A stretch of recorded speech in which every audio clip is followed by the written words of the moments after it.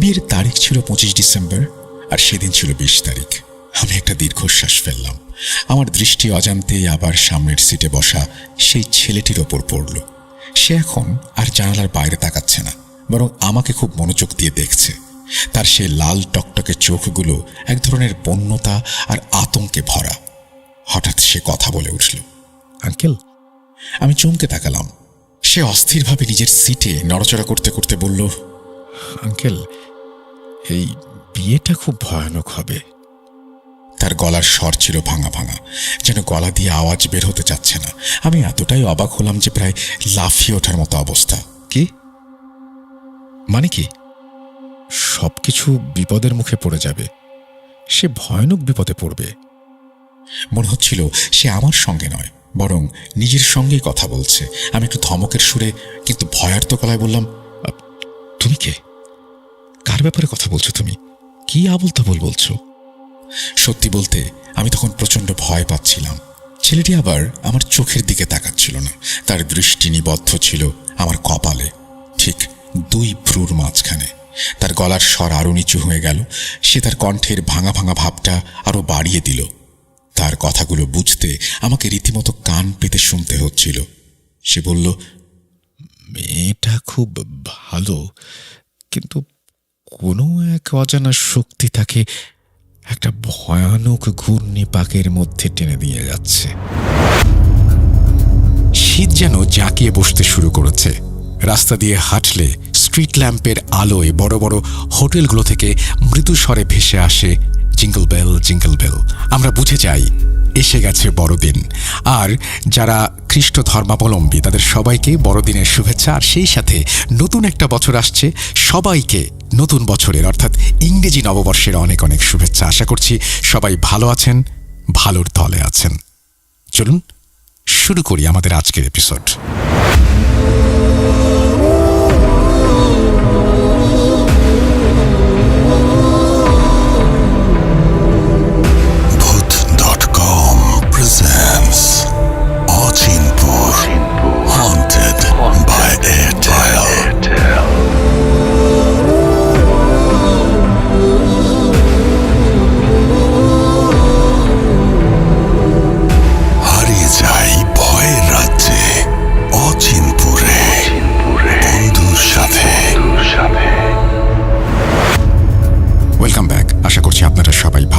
ভালোর তলে আছেন। আমিও ভালো আছি আর ভালোর তলে আছি।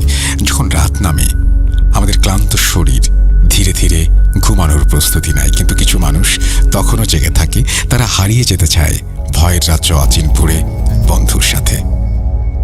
আমরা শুরু করছি আমাদের নতুন একটি ঘটনা। আশা করছি ঘটনাটি ভালো লাগবে, এবং আপনারা যারা ঘটনা পাঠাতে চান তারা আমাদের ইমেল অ্যাড্রেসটি মনে রাখুন, russell.booth.com@gmail.com। এই অ্যাড্রেসে পাঠিয়ে দিন আপনার ঘটনা।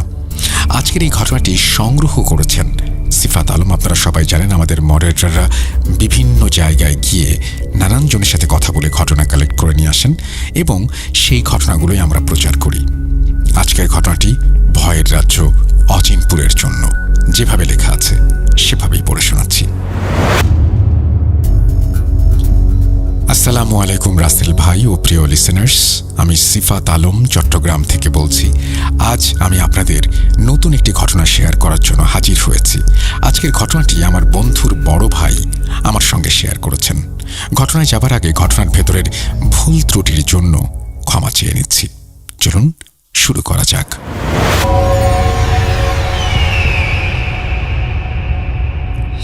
নাভিদ ছেলেটির সঙ্গে আমার প্রথম সাক্ষাৎ হয়েছিল একটা চলন্ত ট্রেনে। আমি তখন ঢাকা থেকে চট্টগ্রাম যাচ্ছিলাম। যাত্রার উদ্দেশ্য ছিল পারিবারিক এবং বেশ জরুরি।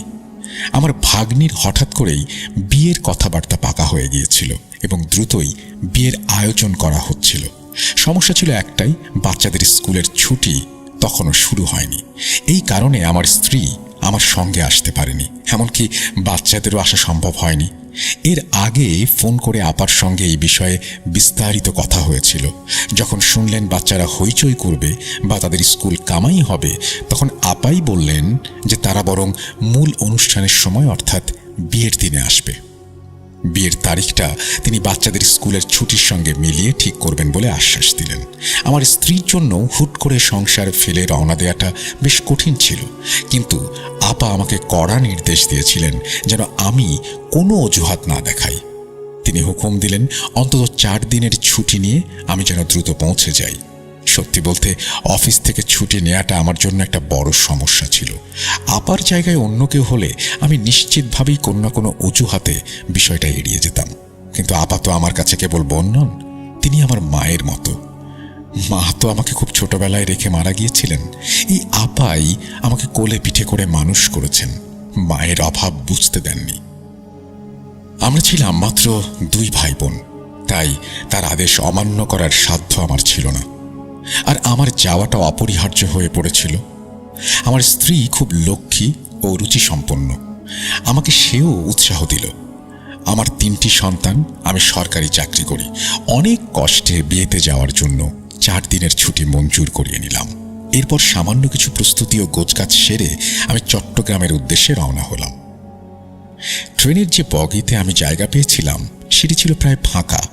এর অবশ্য একটা কারণ ছিল, সময়টা ছিল ডিসেম্বর মাস, হাড় কাঁপানো শীত, ঠান্ডায় আমি জমে যাচ্ছিলাম। আমার ঠিক সামনের সিটেই বসেছিল নাভিদ। তখন আমি তার নাম জানতাম না। সে এক দৃষ্টিতে জানালার বাইরে তাকিয়েছিল। বয়সে সে আমার ছোটই হবে, একদমই তরুণ, আর আমি তো জীবনের অনেকটা পথ পার করে প্রৌঢ়ত্বের দিকে এগিয়ে যাচ্ছি। ট্রেন চলতে শুরু করার পর খেয়াল করলাম এই বগিটা 4টি অংশে বিভক্ত। আমাদের অংশটি বাদে অন্য অংশে আরো 3 জন পুরুষ যাত্রী ছিলেন, যাদের আমি পরিষ্কার দেখতে পাচ্ছিলাম। হয়তো এর পরের কম্পার্টমেন্টেও কিছু যাত্রী ছিলেন, কিন্তু ভিড় বলা চলে না। আমি একটু নড়ে চড়ে বসলাম এবং সামনের সিটে বসা ওই যুবকটির দিকে তাকালাম।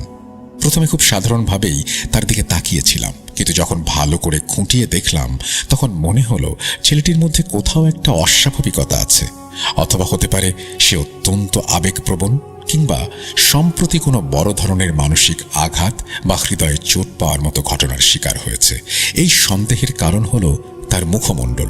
তার ফর্সা গায়ের রঙের তুলনায় মুখটা যেন অস্বাভাবিকভাবে রক্তবর্ণ হয়ে গিয়েছিল। চোখ দুটোও ছিল জবা ফুলের মতো লাল।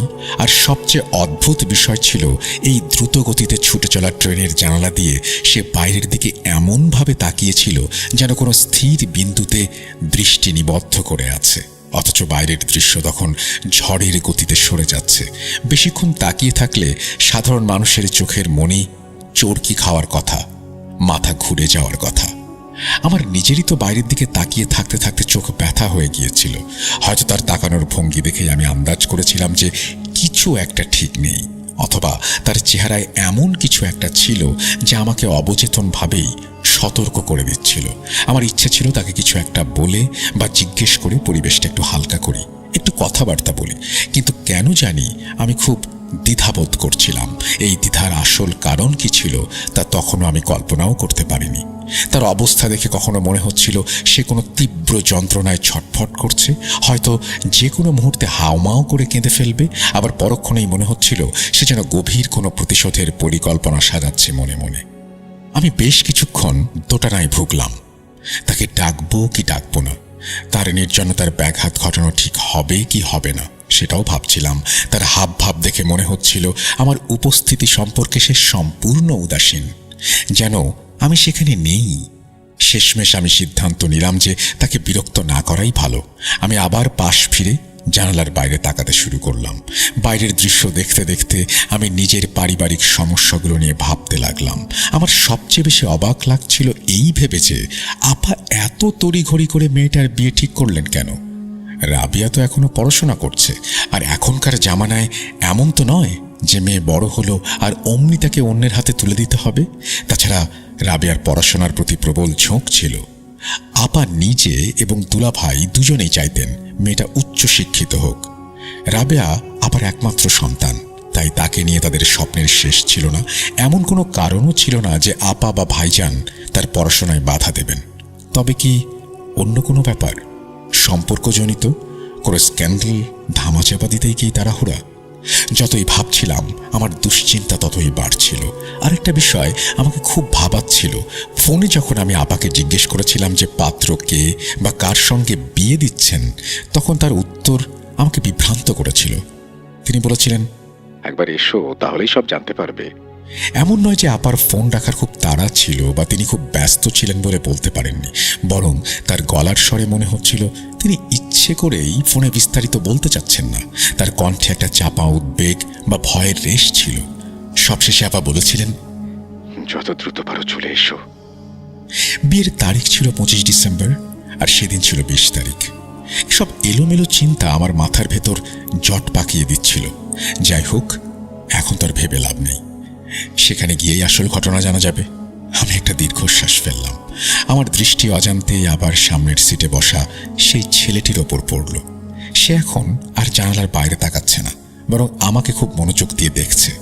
তার সেই লাল টকটকে চোখগুলো এক ধরনের বন্যতা আর আতঙ্কে ভরা। হঠাৎ সে কথা বলে উঠল। আঙ্কেল, আমি চমকে তাকালাম। সে অস্থিরভাবে নিজের সিটে নড়াচড়া করতে করতে বলল, আঙ্কেল, এই বিয়েটা খুব ভয়ানক হবে। তার গলার স্বর ছিল ভাঙা ভাঙা, যেন গলা দিয়ে আওয়াজ বের হতে চাচ্ছে না। আমি এতটাই অবাক হলাম যে প্রায় লাফিয়ে ওঠার মতো অবস্থা। কি মানে কি? সবকিছু বিপদের মুখে পড়ে যাবে। সে ভয়ানক বিপদে পড়বে। মনে হচ্ছিল সে আমার সঙ্গে নয়, বরং নিজের সঙ্গেই কথা বলছে। আমি একটু ধমকের সুরে কিন্তু ভয়ার্ত গলায় বললাম, তুমি কে? কার ব্যাপারে কথা বলছো তুমি? কি আবল তাবল বলছো? সত্যি বলতে আমি তখন প্রচণ্ড ভয় পাচ্ছিলাম। ছেলেটি আবার আমার চোখের দিকে তাকাচ্ছিল না। তার দৃষ্টি নিবদ্ধ ছিল আমার কপালে, ঠিক 2 ভ্রুর মাঝখানে। তার গলার স্বর আরো নিচু হয়ে গেল। সে তার কণ্ঠের ভাঙা ভাঙা ভাবটা আরো বাড়িয়ে দিল। তার কথাগুলো বুঝতে আমাকে রীতিমতো কান পেতে শুনতে হচ্ছিল। সে বলল, মেয়েটা খুব ভালো, কিন্তু কোনো এক অজানা শক্তি তাকে একটা ভয়ানক ঘূর্ণিপাকের মধ্যে টেনে দিয়ে যাচ্ছে। দুর্ঘটনাগুলো কেবল বাড়তেই থাকবে। সে যদি ঘরে থাকে তবে সেই ঘর দুর্ঘটনার শিকার হবে। যদি বাইরে বের হয় তবে রাস্তায় কিছু না কিছু ঘটবে। সে নিজে হয়তো বেঁচে যাবে, কিন্তু তার আগে এবং পেছনে সবকিছু ধ্বংস হয়ে যাবে। সে নিজেও জানে না তার সঙ্গে কি হচ্ছে, এতে তার কোনো দোষ নেই। সে একটা আগুনের গোলার মতো, কেউ একজন তাকে উড়িয়ে নিয়ে যাচ্ছে। আমি প্রায় চিৎকার করে বললাম, আরে, আমি কি জিজ্ঞেস করছি আর তুমি কি বলছো? কে তুমি? সে শান্ত কিন্তু ভুতুড়ে গলায় বলল, রাবেয়ার কথা বলছি। আপনার ভাগ্নি, তাই না? আমার শরীরের রক্ত হিম হয়ে গেল। এই ছেলে রাবেয়াকে কিভাবে চেনে? আমি জানি না। তার মুখের ওই বন্য ভাব আর চোখের ওই রক্তিম আভা না থাকলে আমি কি করতাম? হয়তো তার কলার চেপে ধরে তাকে উত্তম মধ্যম দিতাম। কিন্তু তার চেহারায় এমন কিছু একটা ছিল যা আমাকে অবশ করে দিচ্ছিল। মনে হচ্ছিল সে নিজের উপর নিয়ন্ত্রণ রাখার আপ্রাণ চেষ্টা করছে, কিন্তু কোনো এক অদৃশ্য শক্তি তাকে দিয়ে সব বলাচ্ছে। তার মুখের পেশিগুলো শক্ত হয়ে গিয়েছিল, গলার রগ ফুলে উঠেছিল, এমনকি তার কপালের রগগুলো গাঢ় নীল হয়ে বিপজ্জনকভাবে ফুলে উঠেছিল, যেন এখনই ফেটে যাবে। সে হাঁপাতে হাঁপাতে বলল, আমি সবাইকে চিনি, কিন্তু আমি কাউকে চিনতে চাই না। আমি সব জেনে জেনে ক্লান্ত হয়ে গেছি। আমি মরে যেতে চাই, কিন্তু আমি জানি না কে আমাকে মরতে দিচ্ছে না। আঙ্কেল, রাবেয়াকে বাঁচান। তাকে ওখান থেকে নিয়ে আসুন। তাকে চট্টগ্রাম থেকে বের করে নিয়ে আসুন। যেখানে খুশি নিয়ে যান, শুধু ওখান থেকে সরান। সব ঠিক হয়ে যাবে। প্লিজ আঙ্কেল, আমার কথা বিশ্বাস করেন। আমি মন্ত্রমুগ্ধের মতো তার কথা শুনছিলাম। সে আবার বলল, দেখুন আঙ্কেল, তাকে লাল রঙের কোনো কিছু ব্যবহার করতে দেবেন না। বিশেষ করে এই পুরো বছরটা তার জন্য এই রং একেবারেই শুভ না। লাল রঙের প্রতিটি জিনিস তাকে ধ্বংসের দিকে নিয়ে যাবে। আঙ্কেল, তাকে... কথাটা শেষ করতে পারল না সে। মনে হলো তার মাথা ঘুরে যাচ্ছে। আমি এতটাই ভয় পেয়ে গিয়েছিলাম যে নিজের অজান্তেই চিৎকার করে উঠলাম। আমার চিৎকারে ট্রেনের অন্য যাত্রীরা ছুটে এলেন। ততক্ষণে ছেলেটি তার সিট থেকে সামনের মেঝেতে আছড়ে পড়েছে। আমি ভয়ে কুঁকড়ে সিটের এক কোণায় বসে রইলাম। লোকজন তাকে ধরাধরি করে তোলার চেষ্টা করতে লাগলো। আমার মাথায় কিছুই ঢুকছিল না। এসব কি হচ্ছে? কে এই ছেলে? সে রাবেয়াকে কিভাবে চেনে? আর আমি যে রাবেয়ার মামা, সেটা সে জানলো কি করে? আমি তো তার সঙ্গে কোনো কথা বলিনি। চোখের সামনে মানুষের ভিড় বাড়ছিল। ছেলেটার জ্ঞান ছিল, কিন্তু তার চোখ দুটো উল্টে ছিল। হাত পায়ের খিঁচুনি দেখে মনে হচ্ছিল সে যেন অদৃশ্য কারো সঙ্গে লড়াই করছে, কাউকে নিজের কাছ থেকে দূরে সরিয়ে দেওয়ার চেষ্টা করছে। একজন যাত্রী আমাকে জিজ্ঞেস করলো, কি হয়েছে ভাই সাহেব? ছেলেটা পড়ে গেল কিভাবে? আমি তোতলামি করতে করতে বললাম, বাবা, আমি জানি না। ও আমার সামনেই বসেছিল, হঠাৎ দেখলাম ওর অবস্থা খারাপ হয়ে যাচ্ছে। তারপর কি হলো কে জানে, চক্কর খেয়ে পড়ে গেল। লক্ষ্য করলাম ছেলেটির মুখ আর চোখ তখন অসম্ভব লাল হয়ে আছে। ভিড়ের মধ্যে থেকে কয়েকজন আমাকে কিছুটা বিদ্রুপের দৃষ্টিতে বলল, আপনি তো এমনভাবে চিৎকার দিলেন যেন ভূত দেখেছেন। ছেলেটা অসুস্থ হয়ে পড়ল, আপনার উচিত ছিল না তাকে ধরে সাহায্য করা? এখন তাদের আমি কিভাবে বোঝাবো যে আমি যা শুনেছি বা অনুভব করেছি তা জিন ভূত দেখার চেয়ে কম কিছু নয়। লোকজন তাকে ধরাধরি করে সিটে শোয়ালো। কেউ কেউ তার মুখে পানি ছিটা দিল। সে গভীর শ্বাস নিচ্ছিল। মানুষ আমাকে কখনো অবাক হয়ে, কখনো করুণার দৃষ্টিতে দেখছিল। হয়তো আমি খুব হাস্যকরভাবে গুটিসুটি মেরে বসেছিলাম, যা একজন বয়স্ক মানুষের জন্য শোভন নয়। কিছুক্ষণ পর আমাদের সবার চোখের সামনেই ছেলেটি উঠে বসল। তার চোখে এখন আর সেই বন্যতা নেই, বিস্মিত দৃষ্টি। সে উপস্থিত সবাইকে দেখল, তারপর আমার দিকে তাকিয়ে আপন সুরে কথা বলে উঠল, যেন একগাদা অপরিচিত মানুষের ভিড়ে আমিই তার আপনজন। কি হয়েছে আঙ্কেল? সে খুব স্বাভাবিক গলায় জিজ্ঞেস করল। আমি নিজেকে সামলে নিয়ে বললাম, তোমার মনে হয় মৃগীরোগের মতো কোনো সমস্যা হয়েছিল, তুমি অজ্ঞান হয়ে গিয়েছিলে। সে লজ্জিত হয়ে বলল, সরি, আসলে এমনটা আমার সাথে মাঝে মধ্যেই হয়। তার ভাবভঙ্গি দেখে মনে হলো সে চাইছে এই ভিড়টা যেন দ্রুত সরে যায়। যাত্রীরাও দেখলো ছেলেটি এখন সুস্থ, তাই তারা যে যার সিটে ফিরে যেতে শুরু করলো। যাওয়ার আগে ছেলেটি অত্যন্ত ভদ্রতা ও বিনয়ের সঙ্গে সবাইকে ধন্যবাদ জানালো। সবাই চলে যাওয়ার পর সেখানে পিন পতন নীরবতা নেমে এলো। সে আবার জানালার বাইরের দিকে তাকিয়ে রইল। ট্রেন তখনও তীব্র গতিতে ছুটে চলেছে। বাইরে ধুলো উঠছে। আমার দিকের জানালার কাঁচটা খোলা ছিল বলে ভেতরে বেশ ধুলো আসছিল। সে হঠাৎ আমার দিকে ফিরে বলল, জানালার কাঁচটা বন্ধ করে দেবো আঙ্কেল? আমি তার স্বাভাবিক আচরণে আরো বেশি ঘাবড়ে গেলাম। তোতলামি করতে লাগলাম, হ্যাঁ, বন্ধ করে দাও। সে উঠে কাঁচটা বন্ধ করে দিল। তারপর একবার চারপাশটা দেখে নিল, নিশ্চিত হয়ে নিল যে কেউ আমাদের দিকে তাকিয়ে নেই বা কেউ শুনছে না। তারপর সে আমার দিকে একটু ঝুঁকে এলো এবং অত্যন্ত গোপনীয়তার সুরে ফিসফিস করে বলল, আঙ্কেল, আমার সাথে এমনটা প্রায়ই হয়। মাঝে মাঝে বসে থাকতে থাকতে আমার মনে হয় আমার ভেতরে একটা গভীর নিস্তব্ধতা নেমে এসেছে, আর সেই নিস্তব্ধতার ভেতর থেকে একটা ফিসফিসানি আওয়াজ ভেসে আসছে। সেই আওয়াজ আমাকে যা বলে বা আমার মুখ দিয়ে যা বলাতে চায়, আমি অবিরত সেটাই বলে যাই। এটা যে কোনো জায়গায় যে কোনো সময় হতে পারে। সে একটু থামল, তারপর আবার শুরু করল, আমি আমার এই অবস্থার উপর নিয়ন্ত্রণ আনার আপ্রাণ চেষ্টা করি, কিন্তু তখন মনে হয় আমি যদি কথাগুলো না বলি তবে আমার মাথা ফেটে যাবে। কিছুদিন ধরে আমি নিজেকে সামলে নেওয়ার চেষ্টা করছি। আগে তো এমন হলে আমার কিছুই মনে থাকতো না। এখন আমি এই অবস্থার পূর্বাভাস বুঝতে পারি। এই নিস্তব্ধতা নামার আগেই আমি টের পাই। তখন আমার হাতে নিয়ন্ত্রণ থাকে যে আমি চোখ বন্ধ করে ওই ফিসফিসানি আওয়াজটাকে দাবিয়ে রাখবো কিনা, কারণ ওই আওয়াজটা আমার সামনে থাকা মানুষটার গোপন কথা বা ভবিষ্যৎ ফাঁস করে দেয়। কিন্তু আঙ্কেল, আজ আপনাকে দেখার পর যখন আমি জানতে পারলাম যে আপনি আপনার ভাগ্নির বিয়েতে যাচ্ছেন, ঠিক সেই মুহূর্তেই ওই ভয়ঙ্কর নিস্তব্ধতা আমাকে গ্রাস করল। আর আমি একটা কথা বলতে ভুলে গিয়েছিলাম, আমার সামনে যে মানুষটা থাকে বা যার কথা আমার মাথায় থাকে, এই দৈব বাণীগুলো তাকে নিয়েই হয়। সে এক নাগাড়ে কথাগুলো বলে যাচ্ছিল। আমি মন্ত্রমুগ্ধের মতো শুনছিলাম। মনে হচ্ছিল সে কোনো রূপকথার গল্প শোনাচ্ছে। সে বয়সে নিতান্তই বাচ্চা, অথচ আমি এত বয়স্ক হয়েও এটা ভাবার সাহস পাচ্ছিলাম না যে সে আমার সঙ্গে কোনো তামাশা করছে কিনা বা আমাকে বোকা বানাচ্ছে কিনা। সে সব কথা জানলো কি করে?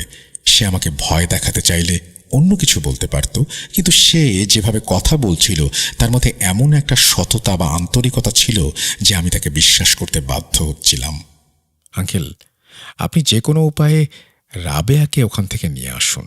ওকে কেউ নিয়ে আসতে দেবে না, এমনকি সে নিজেও আসতে চাইবে না, কারণ সে কিছুই জানে না, কিন্তু তার জন্য সেখানে থাকাটা চরম বিপদের। আমি ভয়ে ভয়ে জিজ্ঞেস করলাম, কিন্তু তুমি তো বলেছিলে আরো অনেক বিপদ আছে। হ্যাঁ আছে, কিন্তু সেটা কেবল তখনই ঘটবে যদি সে ওই বাড়িতে বা শহরে থাকে। সে চট্টগ্রাম থেকে বেরিয়ে গেলে ওই অশুভ বলয়টাও কেটে যাবে। কেউ কি তার উপরে জাদু করেছে? না, জাদু নয়। তার গ্রহ নক্ষত্রের অবস্থান বা তারার ঘূর্ণন তার চারপাশে এমন এক পরিস্থিতি তৈরি করেছে যে তার শ্বাস ফেলার জায়গা নেই, বৃত্তটা ছোট হয়ে আসছে। তাহলে কি চট্টগ্রামের বাইরে গেলে সেই গ্রহের ফেরে কোনো পরিবর্তন হবে? আমি অবাক হয়ে জানতে চাইলাম। হ্যাঁ, হবে। বিষয়টা এমন নয় যে গ্রহগুলো তাকে আকাশ থেকে নিয়ন্ত্রণ করছে। সমস্যাটা ওই নির্দিষ্ট স্থানের ভৌগোলিক অবস্থানের সঙ্গে তার ভাগ্যের সংযোগে। ওই বলয়টা এখন এতই সংকীর্ণ হয়ে গেছে যে সেখান থেকে বের করে আনলে তার অবস্থান পরিবর্তন হবে। এটা তার ভাগ্য যে আপনার সঙ্গে আমার দেখা হয়ে গেল। বিপদ এত কাছে যে তাকে শুধু চট্টগ্রাম শহর থেকে বের করতে পারলেই সে নিরাপদ হয়ে যাবে। তা না হলে পৃথিবীর আর কোনো আশ্রয় সে পাবে না। কিন্তু তুমি বলেছিলে যে অন্যরাও। সে আমাকে থামিয়ে দিয়ে বলল, আমি আগেই উত্তর দিয়েছি। সেখানে তার উপস্থিতি অন্য মানুষ এবং জায়গার উপর প্রভাব ফেলবে। সে যেখানে থাকবে সেখানকার সবকিছু ধ্বংসের মুখে পড়বে। আমি মনে মনে ভাবছিলাম, এই ছেলেটির বয়স বড়জোর 16-17 হবে, বেশ বুদ্ধিমান, কিন্তু এর পেছনে অন্য কোনো মতলবও কি থাকতে পারে? আমি কিছু বলার আগেই সে যেন আমার মনের কথা পড়ে ফেলল। না আঙ্কেল, আপনার মতো অনেকেই আমাকে নিয়ে অনেক কিছু ভেবেছেন। তারা সবাই পরে পস্তিয়েছেন। এখন তারা আমাকে খুঁজে বেড়ান, কিন্তু তখন আমার আর কিছু করার থাকে না। তাই তাদের সঙ্গে দেখা করেও কোনো লাভ নেই। আপনার সঙ্গে বা আপনার পরিবারের সঙ্গে আমার কোনো লেনদেন নেই। আমি জীবনে এই প্রথম চট্টগ্রাম যাচ্ছি। আমি ইন্টারমিডিয়েট পড়ি। আমাকে দ্রুত পড়াশোনা শেষ করে আমার মায়ের হাল ধরতে হবে। আমার বাবা মারা যাওয়ার পর মা বাধ্য হয়ে দ্বিতীয় বিয়ে করেছিলেন। আমি তখন খুব ছোট ছিলাম বলে মা চাকরি করতে পারেননি। এখন আমি বড় হয়েছি, মা এখনও চাকরি করছেন। আমার সৎ বাবা আমাদের দুজনকে খুব জ্বালাতন করেন। আমার মা আমার জন্য হাড় ভাঙা খাটুনি খাটছেন। তাই আমি যত তাড়াতাড়ি সম্ভব বড় হয়ে টাকা রোজগার করতে চাই। আমার এত সময় নেই যে কোনো নাটক করব বা কাউকে ধোঁকা দেব। আর আমি সেরকম ছেলেও নই। আমার ভেতরে কে বসে আছে সে সম্পর্কে আমি কিছু জানি না। তাই নিজেকে আমি খুবই মূর্খ ভাবি। আমি খুব সাধারণ, ছিমছাম আর শান্ত জীবনের স্বপ্ন দেখেছিলাম, কিন্তু এখন এমন সব জিনিস দেখতে পাই যে জীবনটার প্রতি আমার ঘৃণা ধরে গেছে। আমি কাউকে বলতে চাই না, কিন্তু আমার ভেতরে যে বাসা বেঁধে আছে সে আমাকে বাধ্য করে মানুষকে তার বিপদ সম্পর্কে সতর্ক করতে। এই বলে সে সিটে শুয়ে পড়ল। তার অবস্থা এখন আগের চেয়ে অনেক ভালো, যেন ভেতরের সব কথা উগরে দিয়ে সে হালকা হয়েছে। সে যেন তার মুখে কুলো পেটেছিল, আমার মুখেও যেন তালা লাগিয়েছিল। আমি আর কোনো প্রশ্ন করার সাহস পেলাম না। কিছুক্ষণ পর ছেলেটি ঘুমিয়ে পড়ল, আর এমন গভীর ঘুমে তলিয়ে গেল যে পরের দিন চট্টগ্রাম স্টেশনে ট্রেন পৌঁছানোর আগ মুহূর্তে আমাকেই তাকে ডেকে তুলতে হলো। ঘুম থেকে ওঠার পর তার চোখে আর সেই আগের পরিচয়ের লেশমাত্র নেই। জাগিয়ে দেওয়ার জন্য সে আমাকে ধন্যবাদ দিল, নিজের ব্যাগ কাঁধে ঝুলালো এবং ভিড়ের মধ্যে হারিয়ে গেল। আমি কিছুক্ষণ দাঁড়িয়ে ভাবলাম তার নাম, ঠিকানা, ফোন নাম্বার নেওয়া উচিত ছিল, কিন্তু ততক্ষণে সে দৃষ্টির আড়ালে চলে গেছে। আমি যখন আপার বাসায় পৌঁছালাম, আপা আমাকে দেখেই জড়িয়ে ধরলেন, কুশল বিনিময় করলেন। আমি গোসল সেরে খাওয়া দাওয়া করে 1 কাপ গরম চা খেয়ে শরীরটা একটু চাঙ্গা করলাম। তারপর আপাকে সরাসরি সেই বিয়ের প্রস্তাবের ব্যাপারে জিজ্ঞেস করলাম। জানতে পারলাম পাত্রপক্ষ এলাকারই, বেশ শিক্ষিত পরিবার, ছেলে পেশায় ডাক্তার। হঠাৎ করে এই প্রস্তাবটা এসেছিল, আর রাবেয়ার বাবা অর্থাৎ আমার দুলাভাই রাজি হয়ে গেছেন। আপা কথাগুলো এমনভাবে বললেন যেন তিনি নিজেও পুরোপুরি সন্তুষ্ট নন, বরং স্বামীর চাপে রাজি হয়েছেন। আমার মনে হলো আপা আমার কাছ থেকে কিছু একটা লুকাচ্ছেন। যদি ট্রেনে ওই রহস্যময় ছেলেটি আমাকে সতর্ক না করত, হয়তো আমি আপার এই অস্বস্তিটা খেয়ালই করতাম না। রাত পর্যন্ত আমি চুপচাপ রইলাম, কিন্তু আমার চোখ ছিল রাবেয়ার ওপর। মেয়েটাকে দেখে আমি চমকে গেলাম। তার মুখের রং ফ্যাকাশে হয়ে গেছে, চোখের নিচে কালি। তাকে দেখলেই মনে হয় সে সবসময় কোনো এক অজানা আতঙ্কে ভুগছে। আমার আর বুঝতে বাকি রইল না যে এমন কোনো সমস্যা অবশ্যই আছে যা উপেক্ষা করা সম্ভব নয়। রাত গভীর হলে আমি আপাকে একান্তে চেপে ধরলাম। প্রথমে তিনি কথায় এড়ানোর চেষ্টা করলেন, কিন্তু আমি নাছোড়বান্দা হওয়ায় এক পর্যায়ে তিনি কান্নায় ভেঙে পড়লেন।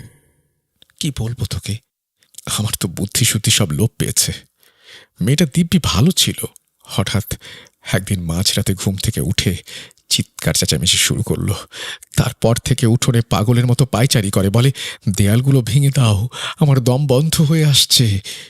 কথাগুলো বলে আমাকে খোলা মাঠে নিয়ে চলো, ঘরের ভেতর থাকলে আমার ভয় লাগে। এই দমবন্ধ অনুভূতির ভয়ে সে কলেজে যাওয়া ছেড়ে দিয়েছে। বোরখা পরা তো দূরের কথা, গায়ের ওড়না রাখতেই তার কষ্ট হয়। আবার এমনও হয় যে সে বেহায়ের মতো রাস্তায় গিয়ে বসে থাকে। কিন্তু প্রায়ই সে ঘাবড়ে গিয়ে গলিতে বেরিয়ে পড়ে, সিঁড়িতে গিয়ে বসে থাকে, সামনের বাড়িগুলোর দিকে তাকিয়ে বিড়বিড় করে, এই বাড়িগুলো ভেঙে ফেলো, নইলে আমার দম আটকে মরে যাব, এই বাড়িগুলো ভেঙে ফেলো বলে নিঃশ্বাস নেয়। এই হাড় কাঁপানো শীতেও সে ঘরের ভেতর থাকতে চায় না, সারাদিন ছাদে বসে থাকে। আপা চোখ মুছে আবার বলতে লাগলো, আমরা তাকে ডাক্তার দেখিয়েছি। ডাক্তার কিছু ডিপ্রেশনের ওষুধ দিয়েছিলেন আর বলেছিলেন কোনো ভালো মানসিক রোগ বিশেষজ্ঞ বা সাইকিয়াট্রিস্ট দেখাতে। কিন্তু বিশ্বাস করবি না, আমি যেদিন ওই ডাক্তারের কাছ থেকে ওষুধ নিয়ে বাড়ি ফিরলাম, তার পরের দিনই খবর পেলাম সেই ডাক্তার দম আটকে মারা গেছে। আপাত দৃষ্টিতে দম বন্ধ হওয়ার কোনো কারণই ছিল না। তিনি তার ক্লিনিকেই বসেছিলেন, অথচ পোস্টমর্টম রিপোর্ট ওটাই বলল। মানুষ অবাক হলো, কিন্তু আমি ভয়ে কুঁকড়ে গেলাম। কয়েকদিন পর শুনলাম তার শ্বাসনালীতে নাকি কিছু একটা আটকে গিয়েছিল। রাবেয়ার অবস্থার কোনো উন্নতি হলো না। আমি তাকে ওই ডাক্তারের দেওয়ার ঠিকানাতেই এক সাইকিয়াট্রিস্টের কাছে নিয়ে গেলাম। তিনি তাকে ভালো করে পরীক্ষা করলেন এবং বললেন মেয়েটি শারীরিকভাবে সম্পূর্ণ সুস্থ, শুধু কোনো কিছু নিয়ে ভীত বা একটা ফোবিয়াতে ভুগছে। রাবেয়া কিছুতেই বলতে চাইল না, শুধু সে বলে আল্লাহ ছাড়া কাউকে সে ভয় পায় না। ডাক্তার আমাকে বললেন যে কোনো উপায়ে ওর ভয়ের কারণটা খুঁজে বের করুন, তাহলে সব ঠিক হয়ে যাবে। কিন্তু আমি কিছুতেই কোনো কিছু বের করতে পারলাম না। সেখান থেকে ফিরে দুদিন পরের ঘটনা, সন্ধ্যাকালীন খবরের কাগজে দেখলাম সেই সাইকিয়াট্রিস্টও মারা গেছেন। তিনি রাতে সুস্থভাবে ঘুমিয়েছিলেন, কিন্তু সকালে তাকে মৃত অবস্থায় পাওয়া যায়। পুলিশ তার স্ত্রীকে সন্দেহের বশে গ্রেপ্তার করে। তাদের ধারণা স্ত্রী হয়তো অন্য কারো সঙ্গে হাত মিলিয়ে ঘুমের মধ্যে বালিশ চাপা দিয়ে মেরেছে। আপা থামলেন না, তার ভয়ার্ত গলার স্বর আরো ভয়ার্ত হয়ে উঠল। ঘটনা এখানেই শেষ নয়। একদিন আমি তাকে নিয়ে বাসে কোথাও বেরিয়েছিলাম আর কি। আমরা বাস থেকে নামার ঠিক পর মুহূর্তেই আমার চোখের সামনে সেই বাসটি নিয়ন্ত্রণ হারিয়ে ফুটপাতে উঠে গিয়ে সজোরে দেয়ালে ধাক্কা মারল। ড্রাইভার ঘটনাস্থলেই মারা গেল, বাকিরা গুরুতর আহত। একটার পর একটা দুর্ঘটনা। আর জানিস রাবেয়া কিভাবে যেন আগে থেকে এগুলো টের পেয়ে যায়। সে বারবার বলে আম্মু আমার জন্য হয়েছে। আমি তাকে বোঝাতাম যে পৃথিবীতে প্রতিদিন হাজার হাজার দুর্ঘটনা ঘটে আর লাখ লাখ খুশির ঘটনাও ঘটে, সেগুলো সব কি তোমার জন্য? সে বলে না, আমি কেবল দুর্ঘটনার কারণ, আমি অপয়া। একদিন তো আরো ভয়ঙ্কর ঘটনা ঘটল। আমি তাকে নিয়ে এক হাসপাতালে গিয়েছিলাম। আমার পিত্তথলির একটা এক্সরে করাতে হবে। কাজ শেষে আমরা হাসপাতাল থেকে বেরিয়ে কেবল বাস স্ট্যান্ডে পৌঁছেছি, এমন সময় পেছনে বিকট একটা শব্দের বিস্ফোরণ। মনে হলো যেন পুরো শহরটা কেঁপে উঠল, ধুলো আর ধোঁয়া। শুনলাম হাসপাতালের গ্যাস সিলিন্ডার ফেটে আগুন লেগে গেছে। ভাগ্য ভালো যে মাত্র 2 জন মারা গেছে, সেই হাসপাতালের মালিক, ডাক্তার এবং তার সহকারী। বাকিদের কোনো মতে বের করা সম্ভব হয়েছে। আমি স্তম্ভিত হয়ে শুনছিলাম। এত কিছুর পরেও আপনি তার বিয়ে দিচ্ছেন আপা? আমি জিজ্ঞেস করলাম, আমি কি করব? তোর দুলাভাই সব কিছুই মানতে চায় না। আর যখন থেকে বিয়ের কথা পাকা হয়েছে তখন থেকেই ওই ডাক্তার ছেলেটা, যে নিজেই পাত্র, সে এক দুরারোগ্য অসুখে পড়ে বিছানায় কাতরাচ্ছে।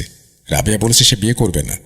সে তো ঘরেই থাকতে চায় না। তার মানসিক অবস্থা এমন নয় যে জোর করব, কিন্তু তোর দুলাভাইয়ের এক কথা, আমরা মা মেয়ে মিলে কুসংস্কারের নাটক নাকি করছি।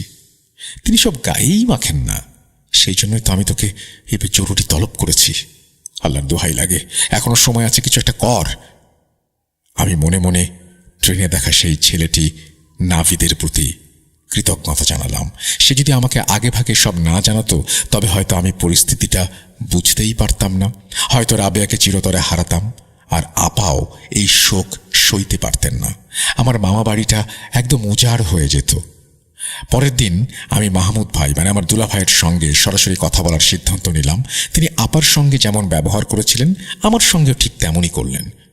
উল্টো আমাকে খোঁটা দিয়ে বললেন, তুমি তো দেখছি পুরুষ মানুষ হয়ে মেয়েদের মতো কুসংস্কারে বিশ্বাস করো।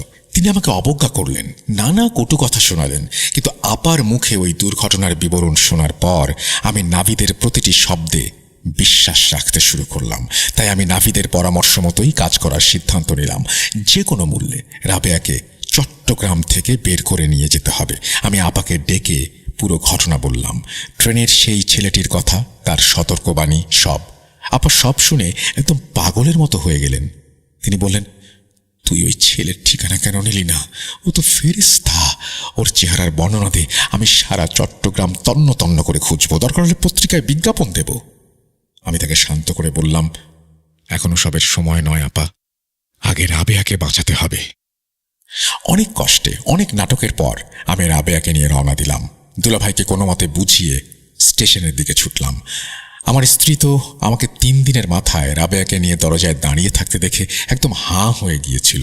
পরে যখন তাকে আমি সব খুলে বললাম, সেও শিউরে উঠল এবং বলল সে ওই ছেলেকে পেলে নিজের হাতে রেঁধে খাওয়াতো। তবে একটা কথা বলতে ভুলে গেছি, ট্রেনে ফেরার পথেও এক অদ্ভুত ঘটনা ঘটেছিল। কিছু দূর যাওয়া পর্যন্ত রাবেয়া ছিল অস্থির, কিন্তু যেই আমরা কিছু দূর পার হলাম, ট্রেনের চাকা অন্য স্থানে প্রবেশ করলো, অমনি রাবেয়া একদম শান্ত হয়ে গেল। তার চেহারার সেই ভীতি উধাও। আর শুনলে অবাক হবেন, চট্টগ্রামের ভেতর থাকাকালে ওই একই ট্রেনে যান্ত্রিক ত্রুটির কারণে 2 বার থেমে থাকতে হয়েছিল। একবার তো বড়সড় অ্যাক্সিডেন্ট থেকে আমরা কোনো মতে বেঁচেছি, আল্লাহ রক্ষা করেছেন, নয়তো কেউই বাঁচতাম না। আপা তার স্বামীকে কিভাবে বুঝিয়েছিলেন, কিভাবে রাজি করিয়েছিলেন রাবেয়াকে আমার সঙ্গে পাঠাতে, সেটার এক বিশাল ইতিহাস। সেই ঘটনা আজ নাই বা বললাম। আজ রাবেয়া মাশাআল্লাহ সম্পূর্ণ সুস্থ। সে এখন 2 সন্তানের মা, খুব সুখে আছে, হৃষ্টপুষ্ট এবং প্রাণবন্ত। আর সবচেয়ে আশ্চর্যের বিষয় হলো, রাবেয়ার বিয়ে আমি ওই ছেলের সঙ্গেই দিয়েছিলাম যার সঙ্গে প্রথমে কথা পাকা হয়েছিল। সেই ডাক্তার ছেলেটি। ফিরে এসে আমি নিজে সেই ছেলেকে ফোন করেছিলাম, তাকে সব ঘটনা খুলে বলেছিলাম, তাকে অনুরোধ করেছিলাম একবার আসতে। ভালোবাসার টানেই হোক বা কৌতূহল বশত হোক, ছেলেটি এসেছিল। আর অলৌকিকভাবে কয়েকদিনের মধ্যে সেও সম্পূর্ণ সুস্থ হয়ে উঠেছিল। আমার দুলাভাই এখন খুশি, আপাও খুশি। আর আমার স্ত্রী, সে তো এখন মোনাজাতে হাত তুললেই সেই রহস্যময় ট্রেনের যাত্রীর জন্য দোয়া করে। সেই ছেলেটি যেখানেই থাকুক, আল্লাহ যেন তাকে ভালো রাখেন। আমি মনে মনে তাকে খুঁজি, কে জানে হয়তো কোনো এক ভিড়ের ট্রেনে আবারও তার সঙ্গে দেখা হয়ে যাবে। তখন হয়তো তাকে ধন্যবাদ দিতে পারবো। এই ছিল ঘটনা। ফিরে আসব নতুন কোনো এপিসোডে, নতুন কোনো ঘটনা নিয়ে। আসসালামু আলাইকুম। এই বলেই তিনি তার ঘটনা শেষ করেছেন। রহস্যজনক এক ঘটনা। আশা করছি এই ঘটনার সঙ্গে ভয়ের রাজ্যে বন্ধুদের সাথে নিয়ে সময়টা ভালোই কেটেছে। আমরা চলে যাব আমাদের পরবর্তী ঘটনায়।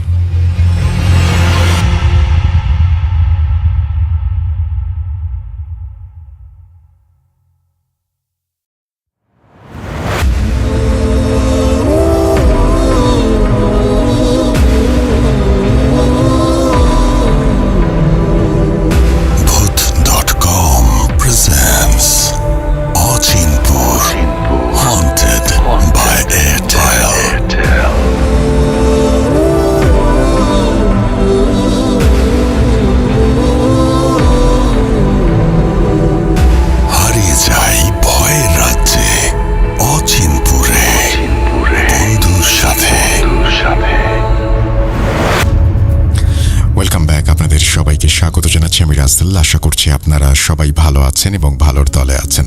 আমিও ভালো আছি আর ভালোর দলে আছি। নতুন একটা ঘটনায় যাব এবং এই ঘটনাটি যেভাবে লেখা আছে সেভাবেই পড়ে শোনাচ্ছি। তার আগে জানিয়ে রাখি, এই ঘটনাটি বন্ধু রিলেটেড, অর্থাৎ সময় হয়েছে বন্ধুর সাথে হারিয়ে যাবার ভয়ের রাজ্য অচিনপুরে। চলুন শুরু করা যাক। আসসালামু আলাইকুম রাসেল ভাই। জিজ্ঞেস করলাম না কেমন আছেন, কারণ আমরা সবাই জানি আপনি সবসময় ভালোর দলেই থাকেন, আর আল্লাহর নিকট প্রার্থনা যে আপনাকে এবং আপনার ভূত.com পরিবারকে যেন সবসময় ভালো রাখেন। ভূত.com-এর সকল শ্রোতা বন্ধুদের জানাই নতুন বছরের অনেক অনেক শুভেচ্ছা। সেই সাথে আমার পক্ষ থেকে আমি শুভেচ্ছা জানাচ্ছি সবাইকে নতুন বছরের। আমি মোহাম্মদ নাহিদ হাসান, জেলা বগুড়া। আমি আগেও একটি কালো জাদুর ঘটনা ইমেইল করেছি এবং তা সকল শ্রোতা বন্ধুদের নিকট পড়ে শোনানোর জন্য রাসেল ভাই আপনাকে অসংখ্য ধন্যবাদ। আমি 2014 সাল থেকে ভূত এফএম-এর সাথে ছিলাম, এখন ভূত.com-এর সাথে আছি। আমি একটি স্বনামধন্য স্টিল কোম্পানিতে কর্মরত আছি। কাজের ব্যস্ততার মাঝেও ঘটনা লিখতে পারলাম। ঘটনাটি শ্রোতা বন্ধুদের নিকট পড়ে শোনানোর অনুরোধ রইল। বলে রাখি, ঘটনায় ব্যবহৃত সকল নাম ছদ্মনাম। ঘটনাটি লিখতে যদি কোনো বানান ও শব্দ চয়নে ভুল হয় তাহলে ক্ষমা প্রার্থী। এটিও একটি কালো জাদু বা ব্ল্যাক ম্যাজিকের ঘটনা, যা আমার এক বন্ধুর কাছ থেকে শোনা। আমরা পড়াশোনার খাতিরেই একই মেসে থাকতাম। আমরা সবাই একদিন রাতে আড্ডা দিচ্ছিলাম। অনেক রকম গল্প হতে হতে একসময় আমাদের মাঝে ভৌতিক গল্প নিয়ে কথা উঠে। সবাই যে যার মতো এক্সপেরিয়েন্স শেয়ার করছিল, কেউ কেউ তা নিয়ে হাসাহাসিও করছিল। তখন আমার ফ্রেন্ড নিলয়ের চুপ থাকা দেখে আমি তাকে জিজ্ঞেস করলাম, কিরে, চুপ করে আছিস কেন? সে বলল, এসব ভৌতিক কথা নিয়ে হাসাহাসি করতে নেই। তার এরকম আচরণ দেখে আমার মনে খটকা লাগলো। তখন তাকে সবাই খুব করে চেপে ধরলাম। নিশ্চয়ই তার কাছে কোনো ঘটনা আছে এবং তা আমাদের সবার সাথে শেয়ার করতে হবে। এক পর্যায়ে আমাদের জোড়াজুড়িতেই সে ঘটনা শুরু করলো। ঘটনার স্থান লালমনিরহাট জেলার কোনো এক উপজেলায়। সঙ্গত কারণে আমি জায়গাটির নাম উল্লেখ করছি না। আমার বন্ধু নিলয় ঠিক যেভাবে ঘটনা শেয়ার করেছিল, আমিও ঠিক সেভাবেই আপনাদের লিখে পাঠাচ্ছি।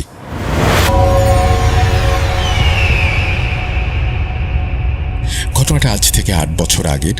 আমাদের ব্যাচে আমরা 5 জন, মানে আমি, সিয়াম, সবুজ, হৃদয় ও মিরাজ। সবসময় আমরা একসাথে থাকতাম, একসাথে স্কুলে যেতাম। আমরা খুব ভালো ফুটবল খেলতাম। বলে রাখি, কোথাও ফুটবল খেলা হলে কোনো টিম আমাদের 5 জনকে হায়ার করবে না, এরকম হয়নি। আমরা একদিন স্কুল শেষে জানতে পারলাম আমাদের গ্রাম থেকে 3টা গ্রাম পরে একটা বিশাল ফুটবল খেলার আয়োজন করা হয়েছে, আর আমাদের 5 জনের নামও সেখানে রয়েছে। একই টিমে খেলতে হবে। খেলাটি হবে 4 দিন পর, মানে শুক্রবারে। তো যথারীতি আমরা সবাই খেলার জন্য প্রস্তুতি গ্রহণ করছিলাম। দেখতে দেখতে শুক্রবার এসে গেল। খেলা হবে বিকেল 3টা থেকে। তাই আমরা জুম্মার নামাজ পড়ে ভাত খেয়ে বের হলাম। যেহেতু গ্রামের রাস্তা এবং পথ খুব একটা ভালো নয়, তাই আমরা সবাই একটা ভ্যান গাড়ি ঠিক করলাম। সেই ভ্যান আমাদের উক্ত খেলার স্থানে নামিয়ে দিয়ে ভাড়া নিয়ে চলে গেল। কিছুক্ষণ পর দল প্রস্তুত করে খেলা শুরু হলো। খেলা শেষ হয়ে গেল, আমরা জয়লাভ করলাম। খেলা হয়েছিল 2 গ্রামের মাঝে। তারা টাকা উঠিয়ে 2 দল মিলে একটা ছাগল কিনেছিল। কথা ছিল, যে দল জয়লাভ করবে তারা সেই ছাগলটি দিয়ে পিকনিক করবে। অতঃপর আনন্দের সঙ্গে সন্ধ্যার পর সবাই মিলে পিকনিকের আয়োজন করা হলো। পিকনিক শেষ হতে হতে প্রায় রাত 11টা বেজে যায়। আমরা সেই রাতে আর কোথাও থাকার পরিকল্পনা না করে বাসায় ফেরার প্রস্তুতি গ্রহণ করলাম। সবার থেকে বিদায় নিয়ে আমরা 5 জন বের হলাম বাড়ির উদ্দেশ্যে। রাত অনেক গভীর হওয়ার কারণে রাস্তায় কোনো গাড়ি পাওয়া যাচ্ছিল না। তাই আমরা 5 জন ডিসিশন নিলাম হেঁটেই ফিরব। প্রায় 6 কিলোমিটার পথ আমাদের হেঁটে যেতে হবে। সামনের 1 কিলোমিটার রাস্তার দুপাশে ঘন জঙ্গল, আর একটু গেলেই রাস্তার দুপাশে ফসলি জমি, আর এর মাঝখান দিয়েই 2 কিলোমিটারের রাস্তা। তার একটু সামনে এগোলেই একটা কবরস্থান। আমরা সবাই গল্প করতে করতে হাঁটছিলাম। কিছু দূর এগিয়ে আমরা দেখতে পেলাম সেই ঘন জঙ্গল থেকে কিসের যেন মৃদু কণ্ঠে আওয়াজ হচ্ছে। মনে হচ্ছে কি যেন কান্না করছে। এটা শুনে আমরা 5 জন একটু ভ্যাবাচ্যাকা খেয়ে গেলাম, কিন্তু এসব ব্যাপার পাত্তা দিলাম না। যেহেতু আমরা 5 জন ছিলাম, তাই ভয় না পেয়ে সামনে এগিয়ে গেলাম। সামনে এগোতে এগোতে আমরা সেই ফসলি জমির মাঝে এসে পড়লাম। এবার দেখলাম ধান ক্ষেত থেকে 2-3টা কুকুর আকৃতির কিছু প্রাণী রাস্তার মাঝে এসে ঘোরাঘুরি করছে। দেখতে কুকুরের মতো হলেও অনেকটা স্বাভাবিকের থেকেও বড়। এটা দেখে আমরা সবাই হালকা ভয় পেতে শুরু করলাম। সবাই সবার হাত ধরে সামনের দিকে এগোতে শুরু করলাম। তারপর আমরা মনে মনে যে দোয়া পারি পড়তে শুরু করলাম। আমরা সেখানে প্রায় আধা ঘন্টার মতো দাঁড়িয়েছিলাম। সেই কুকুর আকৃতির বড় বড় প্রাণীগুলো কিছুক্ষণ পর চিৎকার করতে করতে আবারও ধারের জমিতে নেমে গেল। চিৎকার করছিল ভয়ঙ্কর কোনো এক দানবের মতো। একটু পর পরিবেশ স্বাভাবিক হয়ে যায়। আমরা তখন আবার সামনের দিকে এগোতে থাকি। হাঁটতে হাঁটতে আমরা অনেক দূরে চলে আসি। সবাই মনে মনে দোয়া করছিলাম এবং আল্লাহকে স্মরণ করছিলাম। এভাবে প্রায় 3 কিলোমিটার পথ আমরা হেঁটে আসি। আর একটু সামনে গেলেই ভয়ঙ্কর সেই কবরস্থান। এই কবরস্থান নিয়ে অনেক অনেক ঘটনা আছে, যা প্রায় সবাই জানে। শুনেছি এই গ্রামের মানুষ রাত 9টার পর এই কবরস্থানের আশেপাশে কখনো আসে না। আর আমাদের সেই কবরস্থানের পাশ দিয়েই যেতে হবে। পকেট থেকে ফোন বের করে দেখলাম রাত তখন প্রায় 1:30টা বেজে গেছে। সবাই সবার হাত ধরে আবারও আল্লাহর নাম নিয়ে হাঁটা শুরু করলাম। একটু পর সামনে তাকিয়ে দেখলাম কবরস্থানের দরজা থেকে একটু সামনে খাটিয়ার ওপর একটা লাশ শুইয়ে রাখা হয়েছে সাদা কাপড় মুড়িয়ে।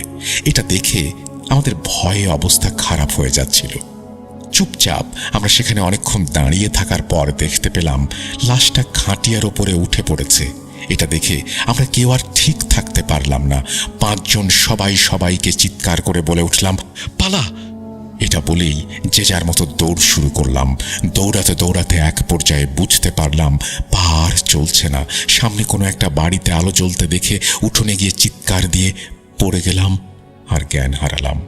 তারপর যখন আমাদের জ্ঞান ফেরে তখন আমাদের পাশে আমাদের মা বাবা, ছোট ভাই সহ গ্রামের অনেক মানুষ। আমি হতবাক হয়ে বাবা মাকে জিজ্ঞেস করতে শুরু করলাম, আমাদের সাথে সিয়াম, সবুজ, হৃদয়, মিরাজ গিয়েছিল, তারা কোথায়? তারা সবাই কি ঠিক আছে? আমার খুব জানতে ইচ্ছে করছিল। বাবা বলল, সব ঠিক আছে, তুই আগে শান্ত হ। আগে বল, রাতে তোদের সাথে কি ঘটেছিল? এরপর আমি বাবাকে সবাইকে গত রাতের ঘটনা জানাই এবং বাবাকে জিজ্ঞেস করি যে আমাকে রাতে কোথা থেকে নিয়ে আসা হয়েছে। বাবা তখন বললেন, পাশের গ্রামের লতিফ মিয়ার বাড়ির উঠোনে নাকি আমি চিৎকার দিয়ে অজ্ঞান হয়ে পড়েছিলাম এবং সেখানেই আমাকে পাওয়া যায়। তারপর কোনো মতে তাড়াতাড়ি বাড়িতে নিয়ে আসা হয়। আমার জ্ঞান কোনোভাবেই ফিরছিল না। রাত কেটে গেল। সকালে তারা আমাকে বাসায় নিয়ে আসে এবং তিনি বলেন, তোর সাথে যারা গিয়েছিল তাদের 3 জন বাসায় ফিরেছে, কিন্তু বাকি একজন এখন পর্যন্ত বাসায় ফিরেনি। তার সাথে রাতে কি হয়েছে সে এখন কোথায় আছে কেউ বলতে পারে না। বাবাকে কান্নার ভয় মিশ্রিত কণ্ঠে বললাম, বাবা, 3 জন বাসায় ফিরেছে, আর কাকে খুঁজে পাওয়া যাচ্ছে না? বাবা তখন বললেন, সিয়াম, সবুজ, হৃদয় বাসায় ফিরেছে, কিন্তু মিরাজকে এখনো পাওয়া যায়নি। সিয়াম, সবুজ, হৃদয় তোর মতোই কোথাও না কোথাও অজ্ঞান হয়ে পড়েছিল, তাদেরকে বাসায় নিয়ে গেছে। এসব শুনে আমি আর স্থির থাকতে পারলাম না। এক দৌড়ে চলে গেলাম হৃদয়ের বাসায়। দেখলাম হৃদয় আমার মতো তখনই জ্ঞান ফিরে উঠে বসে আছে। তারপর সব জেনে 2 জন মিলে বেরিয়ে পড়লাম সিয়াম আর সবুজের বাসায়। সিয়ামের জ্ঞান ফিরল, সবুজের এখনো ফেরেনি। আমরা সবাই লক্ষ্য করলাম সবুজের গায়ে কিছু আঁচড়ের দাগ এবং কোথাও কোথাও ছিলে গেছে। এরপর সবুজের জ্ঞান ফিরলে তাকে আমরা জিজ্ঞেস করলাম, তোর গায়ে এভাবে ছিলে গেছে কিভাবে? তখন সে বলতে শুরু করলো, আমরা সবাই যখন যার যার মতো দৌড় শুরু করেছিলাম, আমি অনেক জোরে দৌড়াচ্ছিলাম। দৌড়াতে দৌড়াতে হঠাৎ পেছনে তাকিয়ে দেখি একটা বড় আকৃতির কুকুর, যার মুখটা খুবই হিংস্র আর মুখ দিয়ে রক্তের মতো লালা গড়িয়ে পড়ছে। সেই কুকুরটা হিংস্রভাবে আওয়াজ করতে করতে আমাদের পেছনে পেছনে দৌড়ে দৌড়ে আসছে। সেই কুকুরটা আমাকে ধরার অনেক চেষ্টা করছে। এক পর্যায়ে আমাকে ধরতে না পেরে আমার পিঠে এমনভাবে আঁচড় কেটে দেয়, আমি হোঁচট খেয়ে পড়ে অজ্ঞান হয়ে যাই। তারপর আর কিছু মনে নেই। এসব শোনার পর আমরা সবাই সবার সাথে ঘটনা শেয়ার করি। এরপর যাই মিরাজের বাসায়। মিরাজের বাসায় গিয়ে দেখি তার বাড়িতে অনেক চিৎকার, চেঁচামেচি এবং কান্না শুরু হয়ে গেছে। আমরা বাসায় ঢুকতেই মিরাজের বাবা আমাদের সবাইকে চিৎকার করে ভয়ঙ্কর কণ্ঠে বলতে লাগলো, তোরা সব কটা মিলে আমার ছেলেটার সাথে কি করেছিস? আমার ছেলে এখন কোথায়? আমার ছেলেকে লুকিয়ে রেখেছিস নাকি মেরে ফেলেছিস? তারপর মিরাজের বাবাকে আমরা শান্ত করে সব ঘটনা খুলে বললাম। মিরাজের বাবা কোনোভাবেই এরকম ঘটনা মেনে নিতে না পেরে এক পর্যায়ে আমাদেরকে অনেক গালাগালি বকাবকি করে বাড়ি থেকে বের করে দিলেন। মিরাজের বাবার চেহারা দেখে মনে হচ্ছিল তিনি আমাদের সবার ওপর অনেক রেগে আছেন। এভাবে প্রায় 1 সপ্তাহ কেটে যায়। মিরাজের কোনো খোঁজ পাওয়া যায় না। এক সপ্তাহ পর সবাই ভুলে গেলেও আমরা তাকে কোনোভাবেই ভুলতে পারিনি। একসাথে 5 জন গেলাম, কিন্তু ফিরলাম 4 জন। আমরাও কোনোভাবে বিষয়টা মেনে নিতে পারছিলাম না। এটা নিয়ে মিরাজের বাবা আমাদের উপরে পুলিশের নির্যাতনও করিয়েছিল, কিন্তু কোনো লাভ হয়নি। অতঃপর এটি একটি অ্যাক্সিডেন্ট কেস হিসেবে তদন্ত বন্ধ করে দেয়া হয়। আমরাও মুক্তি পেয়ে যাই। কিছুদিন পর আমাদের এসএসসি পরীক্ষা শুরু হয়ে যায়। পরীক্ষা শেষ করে প্রায় 4 মাস হয়ে গেছে। পরীক্ষার ফলাফল হয়। আমরা যে যার মতো 4 জন পরীক্ষায় পাশ করি।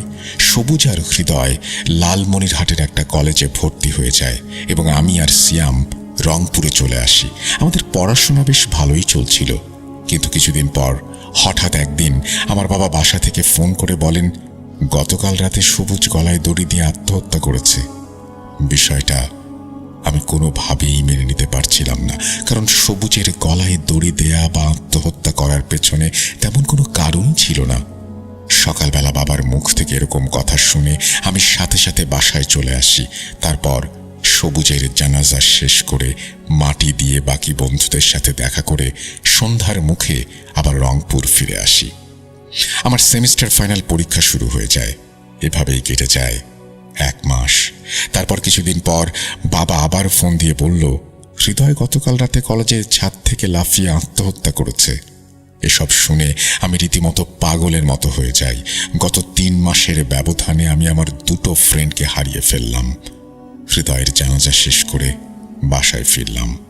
আমার মনে তখন ভয় জাগতে শুরু করলো। সঙ্গে সঙ্গে সিয়ামকে ফোন দিলাম।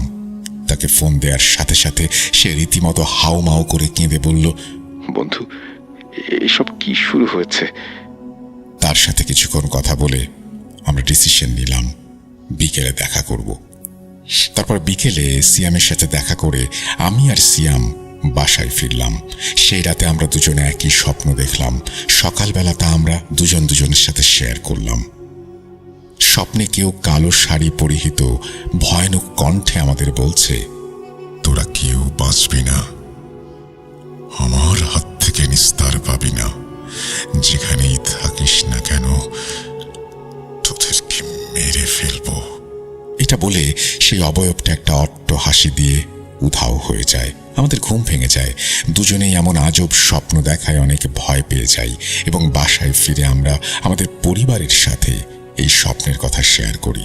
আমার কথা শুনে আমার বাবা রীতিমতো ভয় পেয়ে যান। আমার বাবার ভয় পাওয়ার কারণ আমার 2 বন্ধুর অস্বাভাবিক মৃত্যু। বাবা ততক্ষণে বলে ওঠেন, আজকেই তোকে নিয়ে একবার বড় মসজিদের ইমাম সাহেবের কাছ থেকে ঘুরে আসতে হবে। অতঃপর জোহরের নামাজ পড়ে বাবা আমাকে নিয়ে ইমাম সাহেবের কাছে যান। ইমাম সাহেব আমাকে আর বাবাকে দেখে রুমে গিয়ে বসতে বলেন। বাবা ইমাম সাহেবের নিকট রাতের স্বপ্নের সব কথা খুলে বলেন। ইমাম সাহেব আমার কথাগুলো শুনে বলেন, এখন বাড়ি চলে যাও, বিষয়টা দেখছি। তুমি তোমার বন্ধু সিয়ামকে নিয়ে সন্ধ্যায় একবার এসো। আমার বাবা তখন বললেন, হুজুর, আমিও কি আসবো সন্ধ্যায়? হুজুর বললেন, চাইলে আসতে পারেন, তবে নিলয় আর সিয়ামকে অবশ্যই আসতে হবে। এরপর আমরা হুজুরের কাছ থেকে বিদায় নিয়ে চলে আসলাম। সন্ধ্যার আগে সিয়ামকে ফোন দিয়ে আমাদের বাসায় ডাকলাম এবং বাবার সঙ্গে মাগরিবের নামাজ পড়ে 3 জন একসাথে হুজুরের বাড়িতে গেলাম।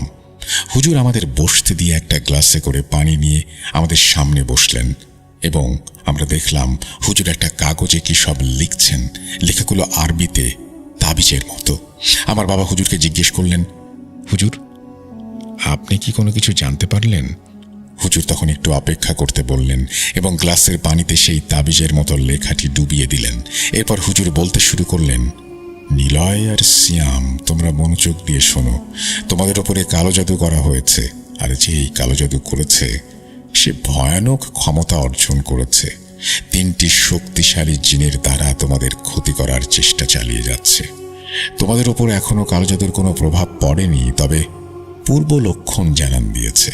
হয়তো আজ রাতে সিয়ামের ওপর সেই জিনের আক্রমণ হতে পারে, তবে এই জিনগুলো একসাথে দুজনকে আক্রমণ করতে পারবে না।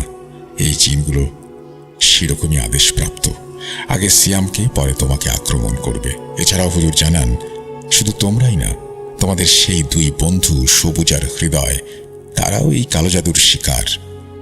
আমি তখন হুজুরের কাছে জানতে চাইলাম, হুজুর, হৃদয় আর সবুজের সাথে কি এমন ঘটেছিল যে তারা আত্মহত্যা করলো, এবং কেনই বা করলো, আর কেই কালো জাদু করেছে? হুজুর তখন একটু নিশ্চুপ থেকে সেই গ্লাসের পানির দিকে তাকিয়ে বলতে শুরু করলেন, যেদিন থেকে তোমাদের বন্ধু মিরাজকে খুঁজে পাওয়া যায় না, সেদিন থেকে তোমাদের ওপর মিরাজের বাবা অনেক রেগেছিলেন আর মনে মনে ভাবতেন তার ছেলের মৃত্যুর জন্য তোমরাই দায়ী। তাই তিনি পুলিশের কাছে তোমাদের নামে রিপোর্ট করেন, এবং যখন দেখেন তোমরা নির্দোষ প্রমাণিত হয়েছ, মিরাজের বাবা তখন ছেলের মৃত্যুর প্রতিশোধ নিতে কালো জাদুর আশ্রয় নেয়। প্রতিশোধ পরায়ণ হয়ে বাসা থেকে বের হয়ে যান কালো জাদু শিক্ষা গ্রহণ করতে। তিনি একটি তান্ত্রিকের নিকট চর্চা শুরু করেন। কালো জাদুর অংশ হিসেবে তার অনেক কিছুই করতে হয়েছে, যেমন অমাবস্যায় গভীর রাতে বিষ খেয়ে আত্মহত্যা করা ব্যক্তির লাশের কাফনের কাপড় চুরি করা, গভীর রাতে গলায় দড়ি দিয়ে আত্মহত্যা করা ব্যক্তির দড়ি খুলে নিয়ে আসা, গভীর রাতে শ্মশানের পাশে গিয়ে পোড়া লাশের মাথার খুলি নিয়ে আসা ইত্যাদি কাজের মাধ্যমে তিনি কালো জাদু শিখে ফেলেন। এবং যেহেতু তিনি মনের মধ্যে অনেক রাগ আর হিংসা পুষে রেখেছিলেন, তাই তার কালো জাদু শিখতে তেমন একটা সময় লাগে না। সেই জিনগুলোকে দিয়ে প্রথম কাজ হিসেবে তোমার বন্ধু সবুজকে মেরে ফেলা হয়। এরপর সবুজের সাথে যা যা ঘটেছিল তা তিনি বলতে শুরু করেন। সবুজ যখন কলেজে নতুন ভর্তি হয়, তখন তার সাথে একটা মেয়ের পরিচয় হয়। তার নাম ছিল নীলিমা। নীলিমার সাথে তার অনেক ভালো বন্ধুত্ব ছিল। বন্ধুত্ব হওয়ার পর নীলিমাকে তার অনেক ভালো লেগে যায়। এক পর্যায়ে তোমার বন্ধু সিদ্ধান্ত নেয় নীলিমাকে মনের কথা বলবে। ভাবতে ভাবতে সে জানালার দিকে তাকায়, দেখে নীলিমা তার জানালায় দাঁড়িয়ে তাকে ডাকছে। সবুজ তখন ভ্যাবাচাকা খেয়ে যায়, ভাবতে থাকে নীলিমা এত রাতে কিভাবে এখানে আসবে। সে সম্মোহিত হয়ে পড়ে, নীলিমার ডাকে সাড়া দিতে বাইরে চলে যায়, এবং সেখানেই নীলিমা তাকে মেরে ফেলে। এখন তোমরা ভাবছো নীলিমার সাথে সবুজের এই সম্পর্কের কথা সবুজ তোমাদের কেন জানায়নি। আসলে সবুজ ভেবেছিল সম্পর্ক হয়ে গেলে তোমাদের জানাবে, কিন্তু তার আগেই তার মৃত্যু ঘটে গেল। সবুজকে মেরে ফেলতে জিনগুলো এই নীলিমার রূপ ধারণ করেছিল। ঘটনা শুনতে শুনতে এশার আজান পড়ে গেল। হুজুর বললেন, বাকি কথা নামাজের পরে বলবেন। এরপর হুজুর আবার বলতে শুরু করলেন, এবার হৃদয়ের কথা শোনো। কলেজে ভর্তি হবার পরই হৃদয় র্যাগিংয়ের শিকার হয়। একদিন হৃদয় ঘুম ভেঙে অনেক রাতে ওয়াশরুমে যায়। ওয়াশরুম থেকে বের হয়ে সে দেখতে পায় তার হোস্টেলের এক বড় ভাই তাকে অনেকক্ষণ ধরে বাইরে ডাকছে। ঠিক একইভাবে হৃদয়কেও ছাদে নিয়ে যায় এবং তাকে ছাদ থেকে নিচে ফেলে দেয়। হুজুরের মুখে ঘটনা শুনে আমি আর সিয়াম দুজনেই কান্নায় ভেঙে পড়লাম। আমরা যা আত্মহত্যা ভেবে এসেছি, আসলে তা আত্মহত্যা ছিল না, এক পিশাচের মৃত্যু খেলা। এরপর সব ঠিক হয়ে যাবে বলে হুজুর আমাদের দুজনকে রাতে সাবধানে থাকতে বলেন এবং দুটো তাবিজ দেন। তাবিজটা সবসময় আমাদের কাছে রাখতে হবে। হুজুর আবার পরদিন 9টায় আসতে বলেন। তারপর আমরা হুজুরের বাড়ি থেকে বের হয়ে চলে আসি। পরের দিন সকালে সিয়াম আমাকে ফোন দিয়ে বলল, গত রাতে নাকি কেউ একজন মিরাজের কণ্ঠে বাড়ির সামনে এসে ডাকাডাকি করেছে, কিন্তু সেই ডাক তার বাড়ির কেউ শুনতে পায়নি সিয়াম ছাড়া। এটা শুনে আমি অনেক ভয় পাই এবং ভাবতে থাকি আজকে হুজুরের দেয়া তাবিজ না থাকলে হয়তো সিয়ামের অনেক বড় ক্ষতি হয়ে যেত। তারপর সন্ধ্যায় সিয়াম বাসায় আসলে একসাথে খেয়ে একটু রেস্ট নিয়ে নামাজ শেষে হুজুরের বাড়ির দিকে যাই। হুজুরের বাসায় গিয়ে ঢুকতেই দেখলাম হুজুর ঘরের মেঝেতে অনেক কিছু রেখে দিয়েছেন, যেমন নারকেলের ছোবড়া, গোলাপ জল, মোমবাতি, 3টি কাঁচের বোতল। অতঃপর হুজুর কিছু একটা পড়তে শুরু করলেন। হুজুর সিয়ামের সামনে একটা মোমবাতি জ্বালিয়ে তাতে আগুন ধরিয়ে একটা মাটির হাঁড়িতে নারকেলের ছোবড়াগুলো আগুন ধরিয়ে দিলেন এবং গোলাপ জলের বোতল থেকে সিয়ামের গায়ে গোলাপ জল ছিটিয়ে দিতে লাগলেন। একটু পর হুজুর সিয়ামের বাম হাতের কনিষ্ঠ অঙ্গুলি চেপে ধরলেন। মনে হলো সিয়ামের ভেতর থেকে একটা ভারী কণ্ঠ সালাম দিয়ে উঠল, বলুন কি সাহায্য করতে পারি। হুজুর তখন সালামের উত্তর নিয়ে জিজ্ঞেস করলেন, তোমার নাম কি? তখন সিয়ামের ভেতরে থাকা সেই ভারী কণ্ঠটি বলল, সাজ্জাদ আল সাবিদ। তুমি কোথায় থাকো? বয়স কত? সে সবকিছু বলল। তারপর হুজুর সেই জিনকে পুরো 10 জন ভালো জিনের একটি দল গঠন করতে বললেন এবং হুজুর জিনদের আদেশ করলেন তারা যেন নিলয়, সিয়াম, সবুজ এবং হৃদয়ের ওপর করা কালো জাদুর সকল কার্যক্রম নষ্ট করে দেয় এবং সেই বধ 3টি জিনকে ধরে নিয়ে আসে এবং হুজুরের সামনে হাজির করে। হুজুর যখন তাদের জিজ্ঞেস করেছিলেন তাদের বয়স কত, তখন তারা বলেছিল, ভুলে গেছেন হুজুর, আপনার কাছে আমি কোরআন শিক্ষা নিয়েছি, আর এখন আমি আমার পরিবার নিয়ে যাযাবর হয়ে দেশে দেশে ঘুরে বেড়াই। আমার বয়স 120 বছর। যাই হোক, হুজুর সেই জিনকে আরো বলেন, এই কাজের জন্য তোমাদের কোনো উপকার না হলেও 2 জন ছেলের জীবন তোমরা বাঁচাতে পারবে, এটা তোমাদের কাছে আমার পাওনা। হুজুরের আদেশ পালন করতে সেই জিন 10 জন বন্ধুকে নিয়ে বেরিয়ে পড়ে। সাথে সাথে সিয়াম অজ্ঞান হয়ে মাটিতে পড়ে যায়। হুজুর বলেন, সিয়ামের ভেতর থেকে জিনটি তার কাজ করতে বেরিয়ে গেছে। কিছুক্ষণ পর সেখানে উপস্থিত সবাই লক্ষ্য করে হুজুরের বাড়ির ওপর দিয়ে বিশাল ঝড় বয়ে যাচ্ছে। বাড়ির চারপাশের বাঁশবাগান থেকে বিকট আওয়াজ আসছে, আর্তনাদ আসছে।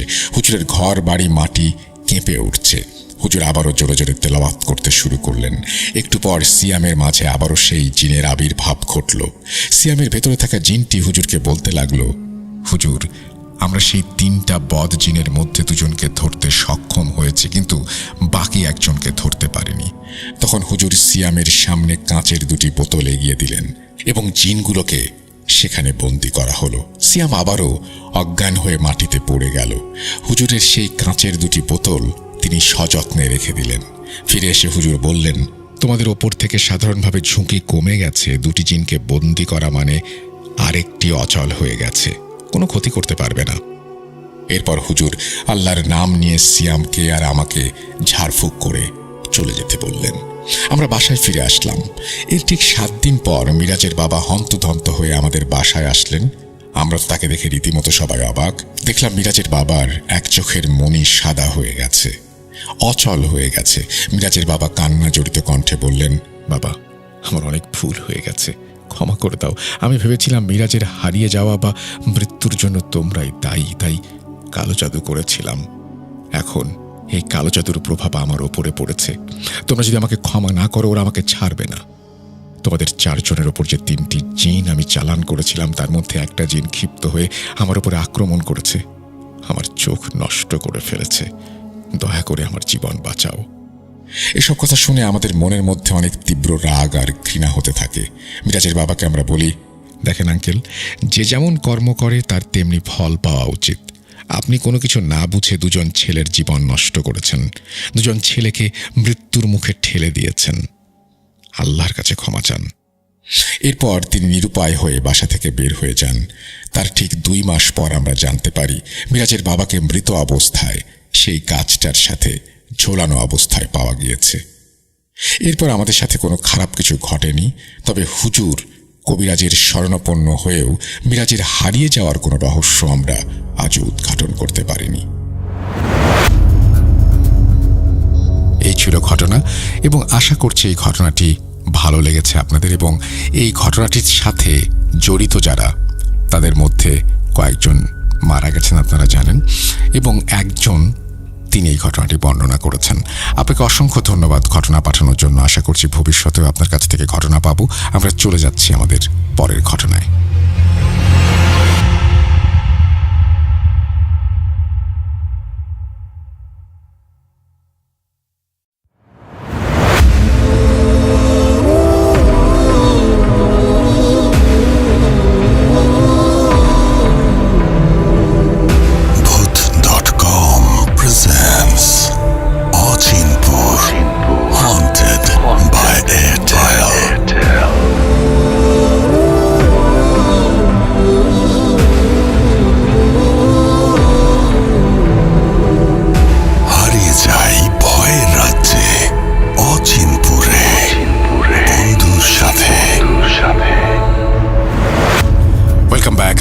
সবাইকে স্বাগত জানাচ্ছি আমি রাসেল। আশা করছি আপনারা সবাই ভালো আছেন, ভালোর দলে আছেন, আর সেই সাথে ভয়ের রাজ্য অচিনপুরে অনেক অনেক এনজয় করছেন বন্ধুর সাথে।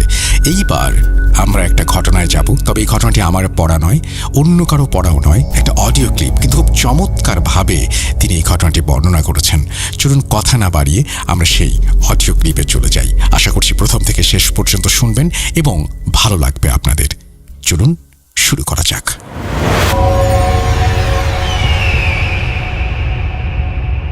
আসসালামু আলাইকুম রাসেল ভাই, আপনাকে অসংখ্য ধন্যবাদ এবং অফুরন্ত ভালোবাসা। আমাদের একটা জেনারেশনকে এবং বর্তমান জেনারেশনকেও একটা অসাধারণ একটা অনুভূতি দেওয়ার জন্য, যেটা দীর্ঘ কয়েক বছর যাবৎ আপনি করে আসতেছেন। আমাদের লাইফের অন্যতম একটা পার্ট আপনার ভূত এফএম থেকে শুরু করে এখন আমাদের food.com এবং আপনি অবভিয়াসলি। তো রাসেল ভাই, দীর্ঘ দিন থেকেই হচ্ছে আপনার সাথে কানেক্ট। যখন হচ্ছে প্রথম ভূত এফএম শুনতাম, আমাদের বাটন ফোন দিয়ে আমরা অনেক টেক্সট করতাম আপনাকে, কিন্তু কখনো কোনো রেসপন্স, লাখো লাখো মানুষের ভিতর হয়তো রেসপন্স করতে পারেন নাই বা মেসেজ চোখে পড়ে নাই, কারণ তখন আমাদের একটা ড্রিম ছিল যে আমাদের এসএমএসটা অ্যাটলিস্ট রাসেল ভাই পড়বে। এটা একটা স্বপ্নের মতো ছিল আমাদের। এখনও রাসেল ভাই, প্রত্যাশা করছি এই ভয়েসটি আপনার কাছে পৌঁছবে এবং আমার ঘটনাটি আপনি প্রচার করবেন। এবং আমার ইচ্ছা আছে আমি স্টুডিওতে এসে আপনার সাথে ঘটনা করব, শেয়ার করব। আমার বেশ কয়েকটি ঘটনা আছে, তবে আজকে একটা ঘটনা যেটা বলতে চাই, এটা হচ্ছে আমার দাদাবাড়ি এলাকা। ঘটনা শুরু করার আগে রাসেল ভাই, আমি সংক্ষেপে আমার পরিচয়টা দিচ্ছি। আমার নাম হচ্ছে রেজওয়ান হাওলাদার। আমি বর্তমানে ঢাকার বনশ্রীতে আছি, বসবাস করছি। এবং আমার দাদাবাড়ি এলাকা হচ্ছে পিরোজপুরের কাউখালী থানাতে, এবং আমার জন্ম, বেড়ে ওঠা এবং পরবর্তীতে আমাদের বাড়ি হচ্ছে খুলনাতে। যাক রাসেল ভাই, আমি হচ্ছে ঘটনায় চলে যাই। ঘটনাটা আজ থেকে প্রায় 15 থেকে 16 বছর আগে। তখন হচ্ছে যে কোনো একটা অকেশনে আমরা গ্রামে গিয়েছিলাম, আমার দাদা বাড়ি খুলনা থেকে। এবং একই টাইমে ঢাকা থেকে আমার চাচাতো ভাই ইকবাল ভাই, ওনারা গিয়েছিলেন। আমরা একসাথে ছিলাম, অনেক সুন্দর সময় কাটতেছিল আমাদের। তো আমরা সাধারণত আমাদের একটা ভালো পরিচিতি আছে গ্রামে, এবং আশেপাশে যারা আছেন আমাদের কাজিন, মানে আমাদের গ্রামের, সাধারণত আমরা গ্রামে খুব কম যাই। এবং আমাদের চাচারা যারা আছেন, আমাদের বয়সে অনেকে আছেন যারা আমাদের চাচা হন, তো মোটামুটি আমাদেরকে অনেক ভালোবাসেন। আমরা সবসময় একসাথে গেলে একসাথে হই। এবং একটা দিন আমরা প্ল্যান করি যে, ওইটা সম্ভবত কালী পূজা ছিল একটা দিনে। ওই দিনটাতে আমরা যেহেতু গ্রাম, এটা হচ্ছে কাউখালীর নীলতি চিরাপাড়া এই সাইডটাতে আমার দাদার বাড়ি, এক্স্যাক্ট লোকেশনটা আমি বলছি না। তো আমরা সবাই প্ল্যান করি যে আজকে আমরা রাত্রে হচ্ছে অনেক মজা করব সবাই মিলে, এবং আমরা পূজা মণ্ডপগুলোতে ঘুরতে যাব। সাধারণত ওই অঞ্চলে বা এলাকার মানুষজন নর্মালি হচ্ছে দেখা যাচ্ছে যে এগুলা হয়, যারা থাকে ইয়াং জেনারেশন, ওনারা ঘুরতে যান। তখন আমরা হচ্ছে প্রায় দেখা যাচ্ছে যে আমাদের 15 থেকে 16 জনের একটা ব্যাচ হয়, মানে সব মিলিয়ে আমি, আমার চাচাতো ভাই এবং এলাকার অন্য যারা আছেন। স্বজন নামে একজন আমাদের কাকা হয়, মানে আমাদের এলাকারই, কিন্তু এটা আমাদের বয়সী এবং আমাদের থেকে একটু সিনিয়র, মোটামুটি এরকম আর কি, যেটা হয় আর কি দীর্ঘদিন পর গ্রামে গেলে। তো আমরা নর্মালি হচ্ছে সবাই একসাথে হই, এবং আমরা হেঁটে হেঁটে আমরা হচ্ছে একটা জায়গা থেকে, এটা হচ্ছে আমার দাদা বাড়ি, ঠিক একটা ব্রিজ আছে, পোল বলে এটাকে, খালের উপরে অঞ্চলে পোল বলে, ওখান থেকে আমরা রওনা হই আপনার নীলতি থেকে, মধ্য নীলতি থেকে খালের পাশ ধরে আমরা কাউখালীর দিকে যেতে থাকি। কাউখালী হচ্ছে বড় বাজার। তো আমরা খালের পাশ থেকে হচ্ছে যেতে যেতে যাচ্ছি, এবং এখানে অনেক জায়গায় হচ্ছে আপনার বিভিন্ন হিন্দু পাড়া আছে, এবং ওইখানে হচ্ছে আপনার ঘোষ বলে বা আরও যেগুলো আর কি থাকে নর্মালি, আমার ঠিক এক্স্যাক্টলি কোন কোনিয়া মনে নাই, বাট যখন আমরা যাই প্রত্যেকটা পূজা মণ্ডপ ভিজিট করি, আনন্দ উৎসব মুখর পরিবেশ ছিল। আমাদের এখান থেকে অনেক মজা মাস্তি করা হয়, কারণ যেহেতু সবাই এলাকার পরিচিত, আমরা যাই, আমাদেরকে সেভাবে অনেকে আপ্যায়ন করে, অনেকে অনেক আদর যত্ন করে, অনেক স্নেহ করে, যেহেতু এটা একটা সামাজিক অনুষ্ঠান এবং সবাই নর্মালি যারা আমাদের সাথে ছিল সবাই পরিচিতি ছিল। তো ঘটনাটা হচ্ছে আমরা যখন আমরা আসার সময় দেখা যাচ্ছে আমরা 15-16 জন ছিলাম ম্যাক্সিমাম। তো যখন আমরা হচ্ছে একদম লাস্ট মন্দিরটা ভিজিট করে আসি, এর ভিতরে আমরা বিভিন্ন জায়গায় বিভিন্ন কিছু খেয়েছি, অনেক বাড়ির থেকে বা অনেক পুজো মণ্ডপ থেকে আমরা গেলে আমাদেরকে আপ্যায়ন করা হয়েছে। আমরা নর্মালি ওখান থেকে আসার সময় রাসেল ভাই এলাকাটা এবার একটু আমি বর্ণনা দিই, কারণ ঘটনার পুরো বিষয়বস্তুটা বোঝার জন্য একটু বর্ণনা দেওয়াটা জরুরি।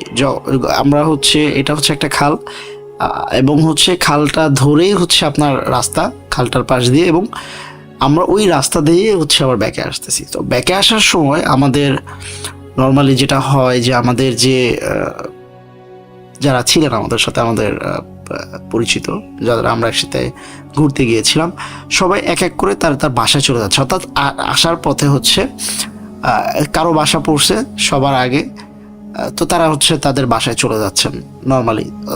তখন মোটামুটি রাত হচ্ছে আপনার 11:30 থেকে 11:30। গ্রামের বাড়িতে একটা এই রাতটা মানে বিশাল রাত, অনেক গভীর, এবং এটা ছিল শীতের শুরুতে, নভেম্বরের দিকে, ঠিক যে সময়টাতে আমি আপনাকে রেকর্ড করছি, এরকম একটা টাইমে শীতের শুরুতে। তো আমরা যখন এভাবে আসতেছি, আমরা গল্প করতে করতে আসতেছি, সব কিছুই নর্মাল ছিল। এক এক করে সবাই মোটামুটি যার যার বাড়িতে চলে যায়। এবং আমাদের বাড়িটা, আমি এবং আমার চাচাতো ভাই, আমাদের বাড়িটা ছিল সবার শেষে। এবং সবাই এক এক করে চলে যাওয়ার পরে একটা যে পোলটা থেকে আমরা প্রথমে হচ্ছে যাত্রা শুরু করছিলাম, ব্রিজ আর কি, হ্যাঁ, খালের উপর একটা পাকা ব্রিজ।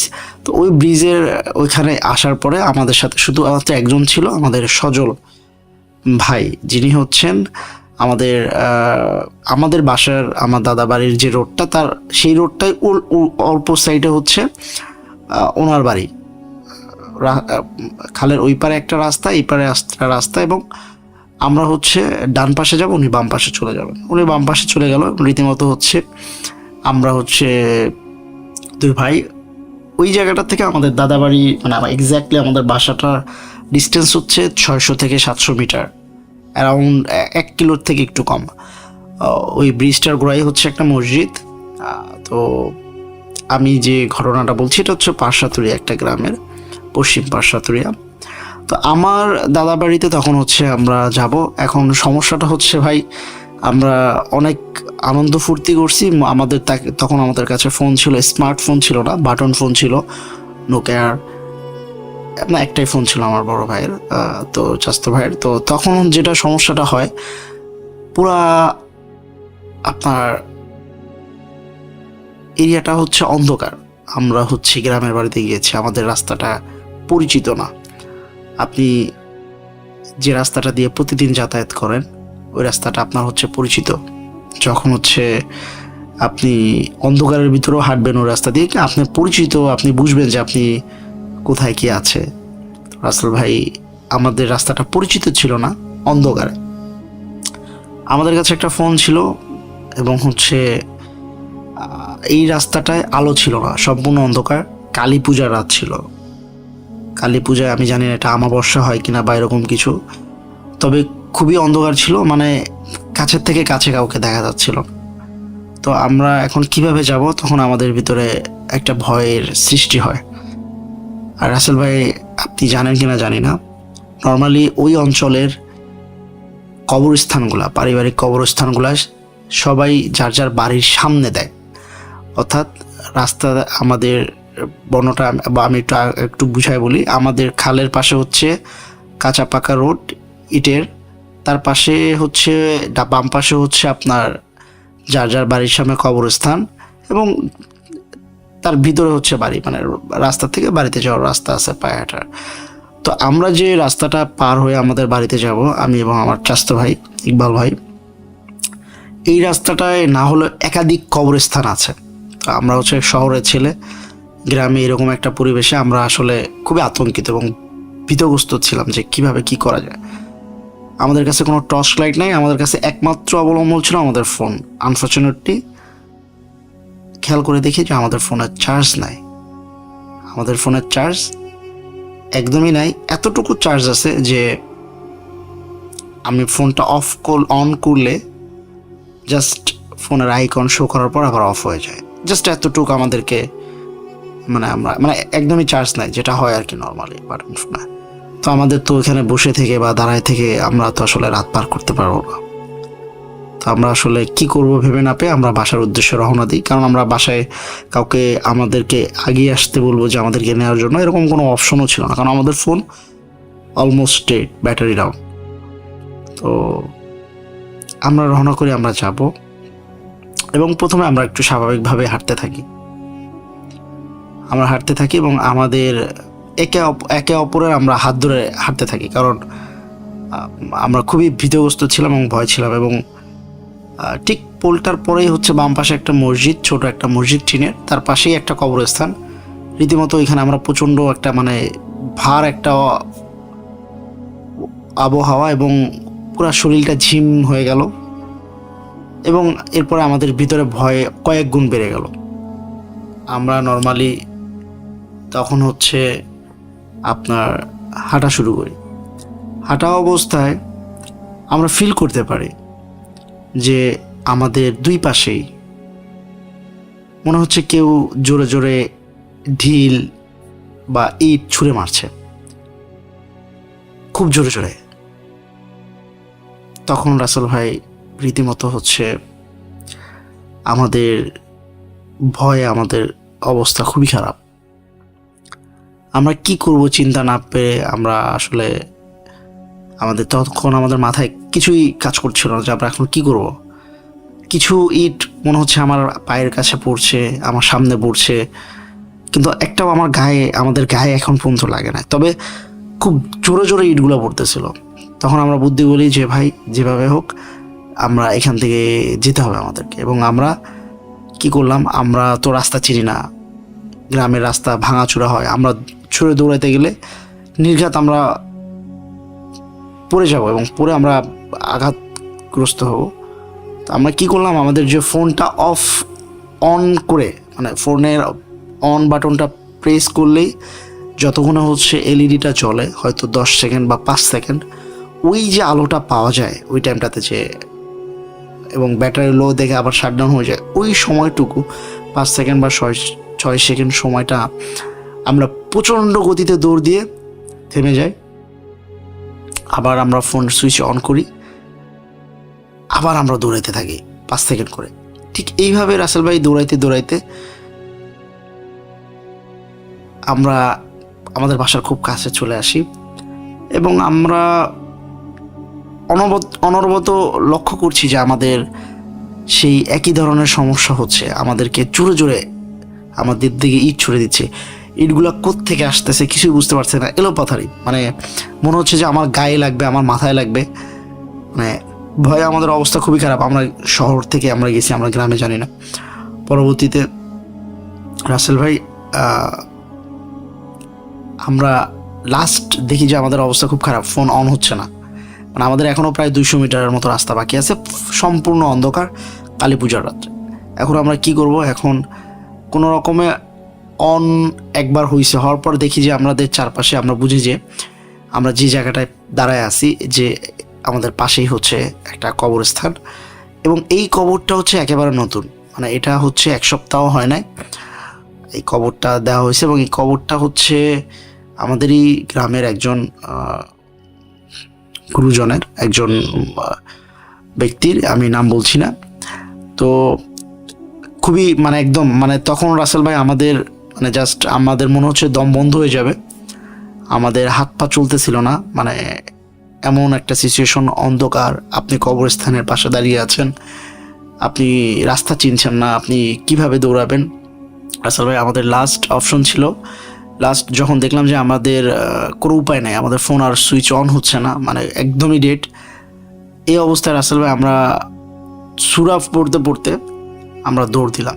দৌড় দিতে দিতে দিতে দিতে দিতে মোটামুটি আপনার কিছুক্ষণ দৌড়ানোর পর বুঝতে পারলাম যে আমাদের বাসার সামনে আসছি, এবং আমরা আমাদের বাসার ভিতর ঢুকলাম, এবং সাথে সাথে আমার চাচাতো ভাই হচ্ছে উনি পড়ে গেলেন, হোঁচট খেয়ে বা সেন্সলেস হয়ে পড়ে গেলেন।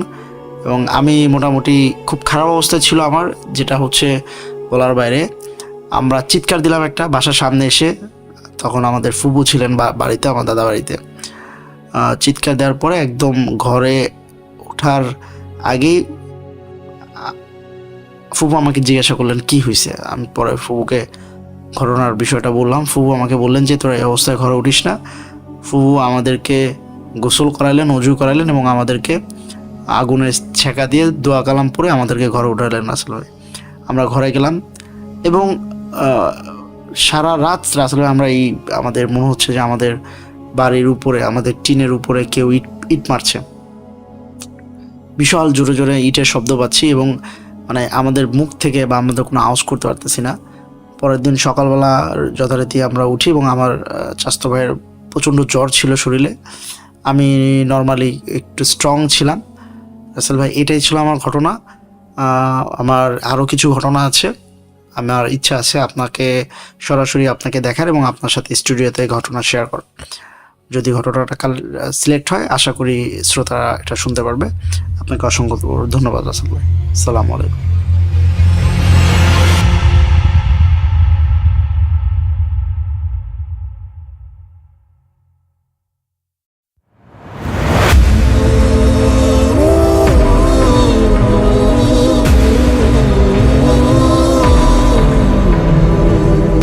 Bhoot.com presents Achinpur Haunted by Airtel.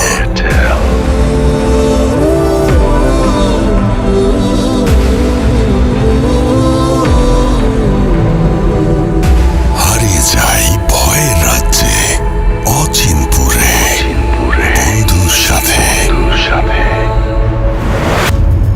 আরও একবার আপনাদের সবাইকে স্বাগত জানাচ্ছি আমি রাসেল। আশা করছি আপনারা সবাই ভালো আছেন, ভালোর দলে আছেন। আর এই মুহূর্তে আমরা আরেকটা ঘটনায় যাব। এই ঘটনাটি আমাদের পাঠিয়েছেন সাবিত আলম। চলুন কথা না বাড়িয়ে সাবিত আলমের ঘটনায় যাই। আপনারা সবাই জানেন সাবিত আলম নিজের ঘটনা নয়, তিনি ঘটনা কালেক্ট করে আমাদেরকে পাঠান, এবং সেই ঘটনাগুলো আপনাদেরকে আমরা শোনাই। তো দেরি না করে চলুন সাবিত আলমের কাছে চলে যাই, দেখি কি ঘটনা আছে, কোথা থেকে সেই ঘটনা তিনি সংগ্রহ করেছেন, কার ঘটনা এটি। হারিয়ে যাই ভয়ের রাজ্যে আবারও বন্ধুর সাথে। চলুন শুরু করা যাক।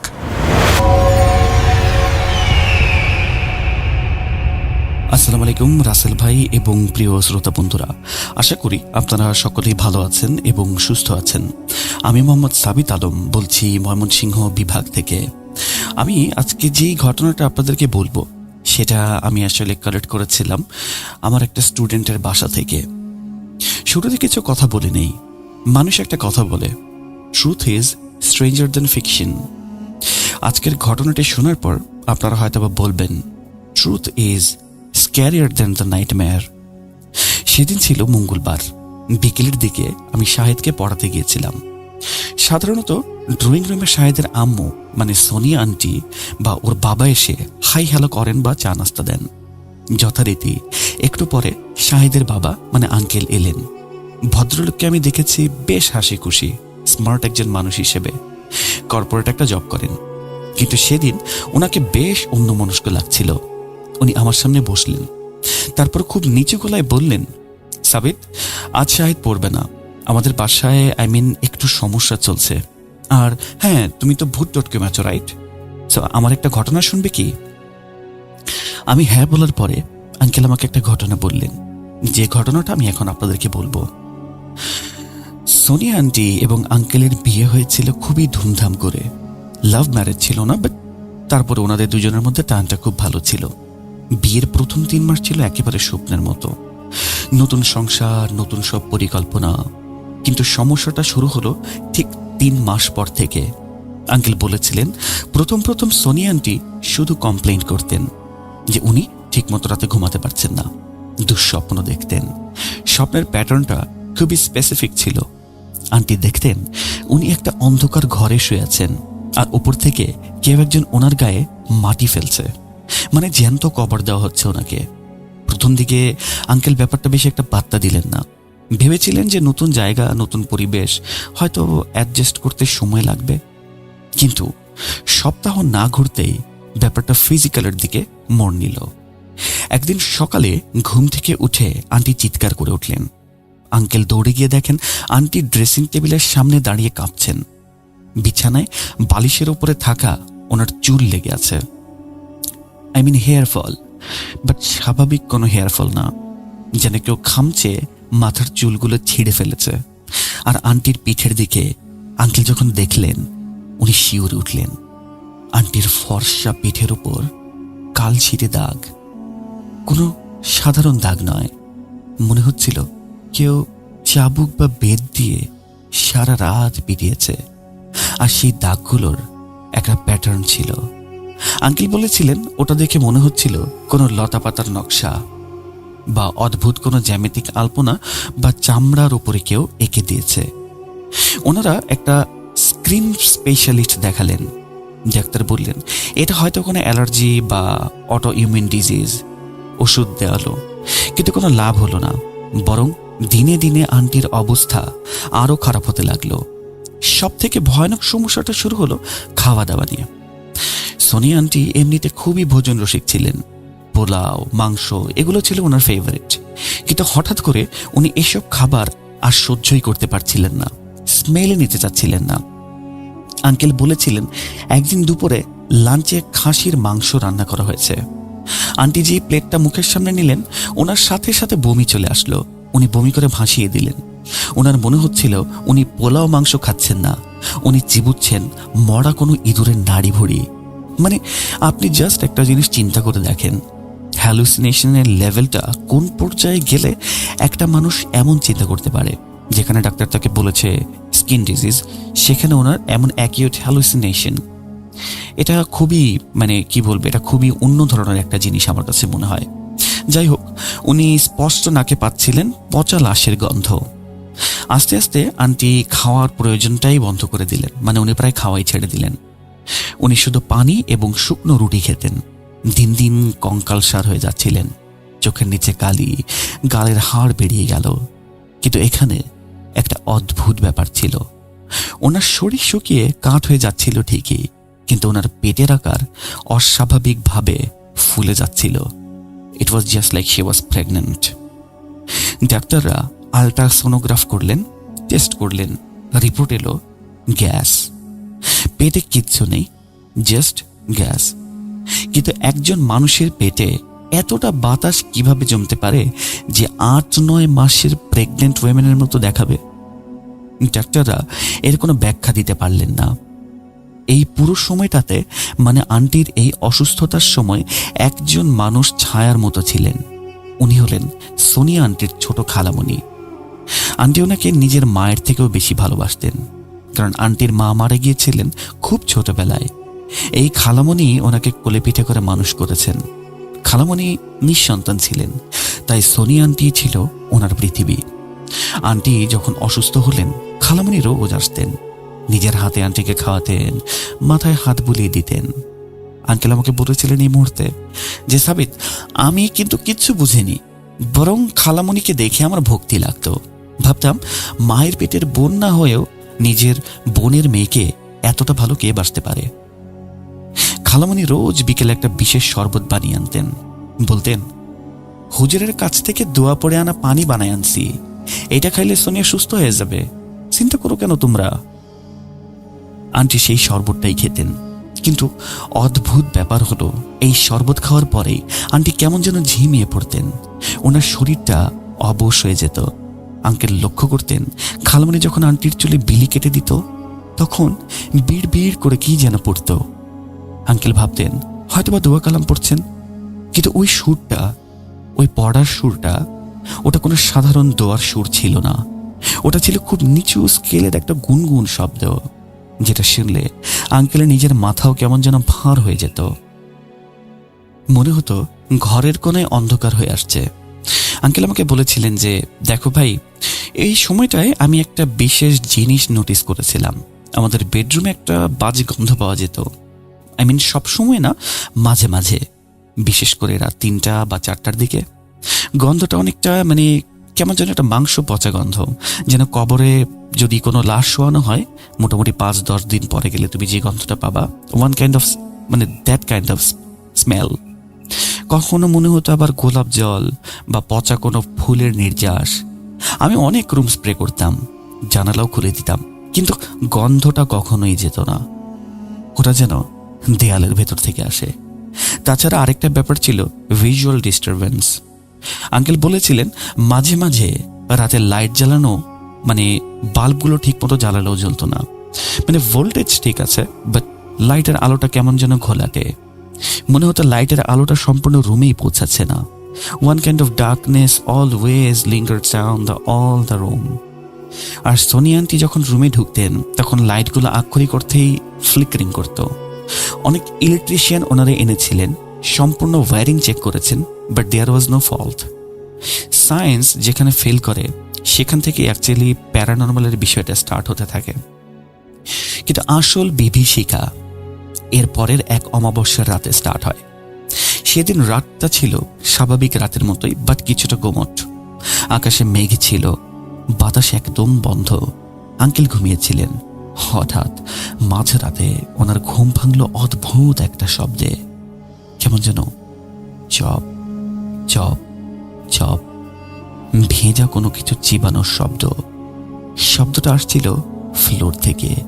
আঙ্কেল ভাবলেন হয়তো বা বিড়াল ঢুকেছে।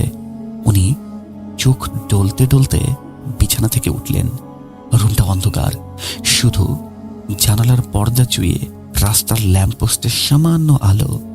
উনি সোনি আন্টিকে পাশে দেখলেন না। আঙ্কেল খাট থেকে নেমে লাইটটা জ্বালালেন। লাইট জ্বালার সাথে সাথে উনি দেখলেন এমন কিছু একটা যেটার জন্য কোনো হাজব্যান্ড প্রস্তুত থাকে না। সোনি আন্টি ফ্লোরের এক কোনায় ফ্রিজের কাছে হামাগুড়ি দিয়ে বসে আছেন। ওনার হাতে একটা আস্ত রুই মাছ, কিন্তু কাঁচা। উনি ফ্রিজ থেকে মাছটা বের করে সেটাকে কোনো প্রসেস করা ছাড়া আঁশ কাটা সবকিছু বাদে চিবিয়ে খাচ্ছিলেন।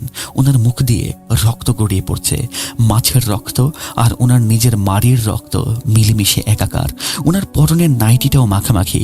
আঙ্কেল চিৎকার করে উঠলেন, সোনিয়া, তুমি কি করছো এসব? তোমার কি মাথা ঠিক আছে? সোনি আন্টি আঙ্কেলের গলার আওয়াজে ঘাড় ঘোরালেন। আঙ্কেল বলেছিলেন ওই মুহূর্তে আন্টির দিকে তাকানোই যাচ্ছিল না। ওনার চোখের মনি দুটো সম্পূর্ণ উল্টে গেছে, শুধু সাদা অংশটা দেখা যাচ্ছে। আর ওনার মুখের চোয়ালটা ওটা স্বাভাবিক মানুষের থেকে অনেক বেশি বড় হাঁ করা ছিল। আঙ্কেল দৌড়ে গেলেন আন্টিকে থামানোর জন্য। তিনি আন্টির হাত ধরে মাছটা ফেলে দেওয়ার চেষ্টা করলেন, কিন্তু আন্টি, যিনি গত 1 মাস ধরে ঠিকমতো খাওয়া দাওয়া করেননি, যার শরীরে কোনো শক্তি থাকার কথা নয়, তিনি আঙ্কেলকে একটা ঝটকা দিয়ে ফেলে দিলেন। আঙ্কেল আমাকে বলেছিলেন, সাবিত, আমি একজন জিম করা ফিট মানুষ আর সোনিয়া তখন কঙ্কাল, বাট ওই ঝটকাও আমাকে কিভাবে দিল? It was just like a mechanical crane. আমি খুবই এত জোরে ধাক্কা খেয়ে পড়ে গেছি, আমি বুঝতেই পর্যন্ত পারিনি যে আমার সাথে কি হলো। আঙ্কেল ছিটকে ঘরে গিয়ে যখন পড়ে গেলেন, ধড়াস করে ওনার পিঠের হাড়টা প্রায় ভেঙে গিয়েছিল, কিন্তু আন্টি তখনও থেমে থাকেননি। উনি মাছটা হাত থেকে ফেলে দিয়ে আঙ্কেলের দিকে হামাগুড়ি দিয়ে এগিয়ে আসতে থাকলেন, কিন্তু সেই হামাগুড়ি দেওয়ার মানুষের মতো কোনো ভাবই ছিল না। উনি হাত পা উল্টো করে মাকড়সার ভঙ্গিতে এগিয়ে আসছিলেন, আর ওনার গলা দিয়ে একটা শব্দ বেরোচ্ছিল। কোনো মানুষের গলা দিয়ে এমন শব্দ তো বেরই হতে পারে না। ওটা ছিল কুকুরের মতো গোঙানির শব্দ, বা শুকুরের মতো ঘোত ঘোত করা এক ধরনের চিৎকারের মিক্সচার। সম্পূর্ণ ঘরটা কেমন যেন কাঁপছিল, সত্যি সত্যি কাঁপছিল। ড্রেসিং টেবিলের পারফিউমের বোতলগুলো ঠন ঠন করে পড়ে ভেঙে যাচ্ছে। জানালার কাঁচগুলো ঝনঝন করছে, আর সেই উৎকট গন্ধ, মাংস পচা গন্ধ আর কবরস্থানের মাটির গন্ধে আঙ্কেলের দমটা যেন বন্ধ হয়ে আসছিল। আঙ্কেল চিৎকার করে পাশের রুম থেকে শাহেদকে, ওর দাদি এবং বাসার সবাইকে ডাক দিলেন। দরজাটা ভেতর থেকে লক ছিল না, কিন্তু ওনারা যখন দরজাটা খোলার চেষ্টা করলেন, দরজাটা ওনারা খুলতে পারছিলেন না। কেন সেটা জানি না। বাহিরে থেকে দাদি এবং কাজের মেয়েটা সামানে ধাক্কাচ্ছে, চিৎকার করছে। আর ভেতরে আঙ্কেল তখন দেয়ালের কোনায় সেঁটে আছেন। সোনিয়া আন্টি ওনার ঠিক সামনে দাঁড়িয়ে। আন্টি উঠে দাঁড়িয়েছেন। ওনার উচ্চতা স্বাভাবিকের থেকে বেশি মনে হচ্ছিল। আন্টি খিলখিল করে হাসতে শুরু করলেন। সেই হাসি। আঙ্কেল বললেন, ভাই, ওই হাসিটা আমি কবরে গেলেও ভুলব না। That was not Sonia. মনে হচ্ছিল এটা কোনো একটা লাশ আসছে। আমি এটা বলতে গেলে আমার শরীরের লোম দাঁড়িয়ে যাচ্ছে। আমি বুঝতে পারছি না আমি কিভাবে এই জিনিসগুলি বলবো। হাসতে হাসতে আন্টি নিজেই নিজের হাত দিয়ে নিজের গাল খামছে ধরলেন। ওনার নখগুলো বসে গেল চামড়ায়। উনি নিজের মুখ নিজে ছিঁড়ে ফেলছিলেন আর হাসছিলেন। রক্তে ওনার বিভৎস চেহারা আরো যেন ভয়ানক হয়ে উঠল। অবশেষে বাইরের লোকজনের ধাক্কায় আর দাদির কোরআন তেলাওয়াতের আওয়াজে দরজার বাঁধনটা একটু আলগা হলো। এবার দরজা ভেঙে সবাই ভেতরে ঢুকলেন। আন্টির শাশুড়ি মানে শাহেদের দাদি দৃশ্যটা দেখে ওখানে ইয়াল্লাহ এই কথা বলে অজ্ঞান হয়ে গেলেন। কাজের মেয়েটা ভয়ে চিৎকার করে দৌড়ে পালিয়ে গেল। পরিস্থিতি তখন হাতের বাহিরে। আন্টিকে কেউ ধরতেও পারছিলেন না। ৩-৪ জন মিলে ওনাকে জাপটে ধরার চেষ্টা করা হচ্ছিল, কিন্তু উনি সবাইকে ছিটকে ফেলে দিচ্ছিলেন। ওনার শক্তি তখন অতিমানবীয়। অবশেষে পাড়ার কয়েকজন লোকজন এসে অনেক কষ্টে ওনাকে বিছানার সাথে দড়ি দিয়ে বেঁধে ফেললেন, যেটাকে বলা হয় রিস্ট্রেইন্ড।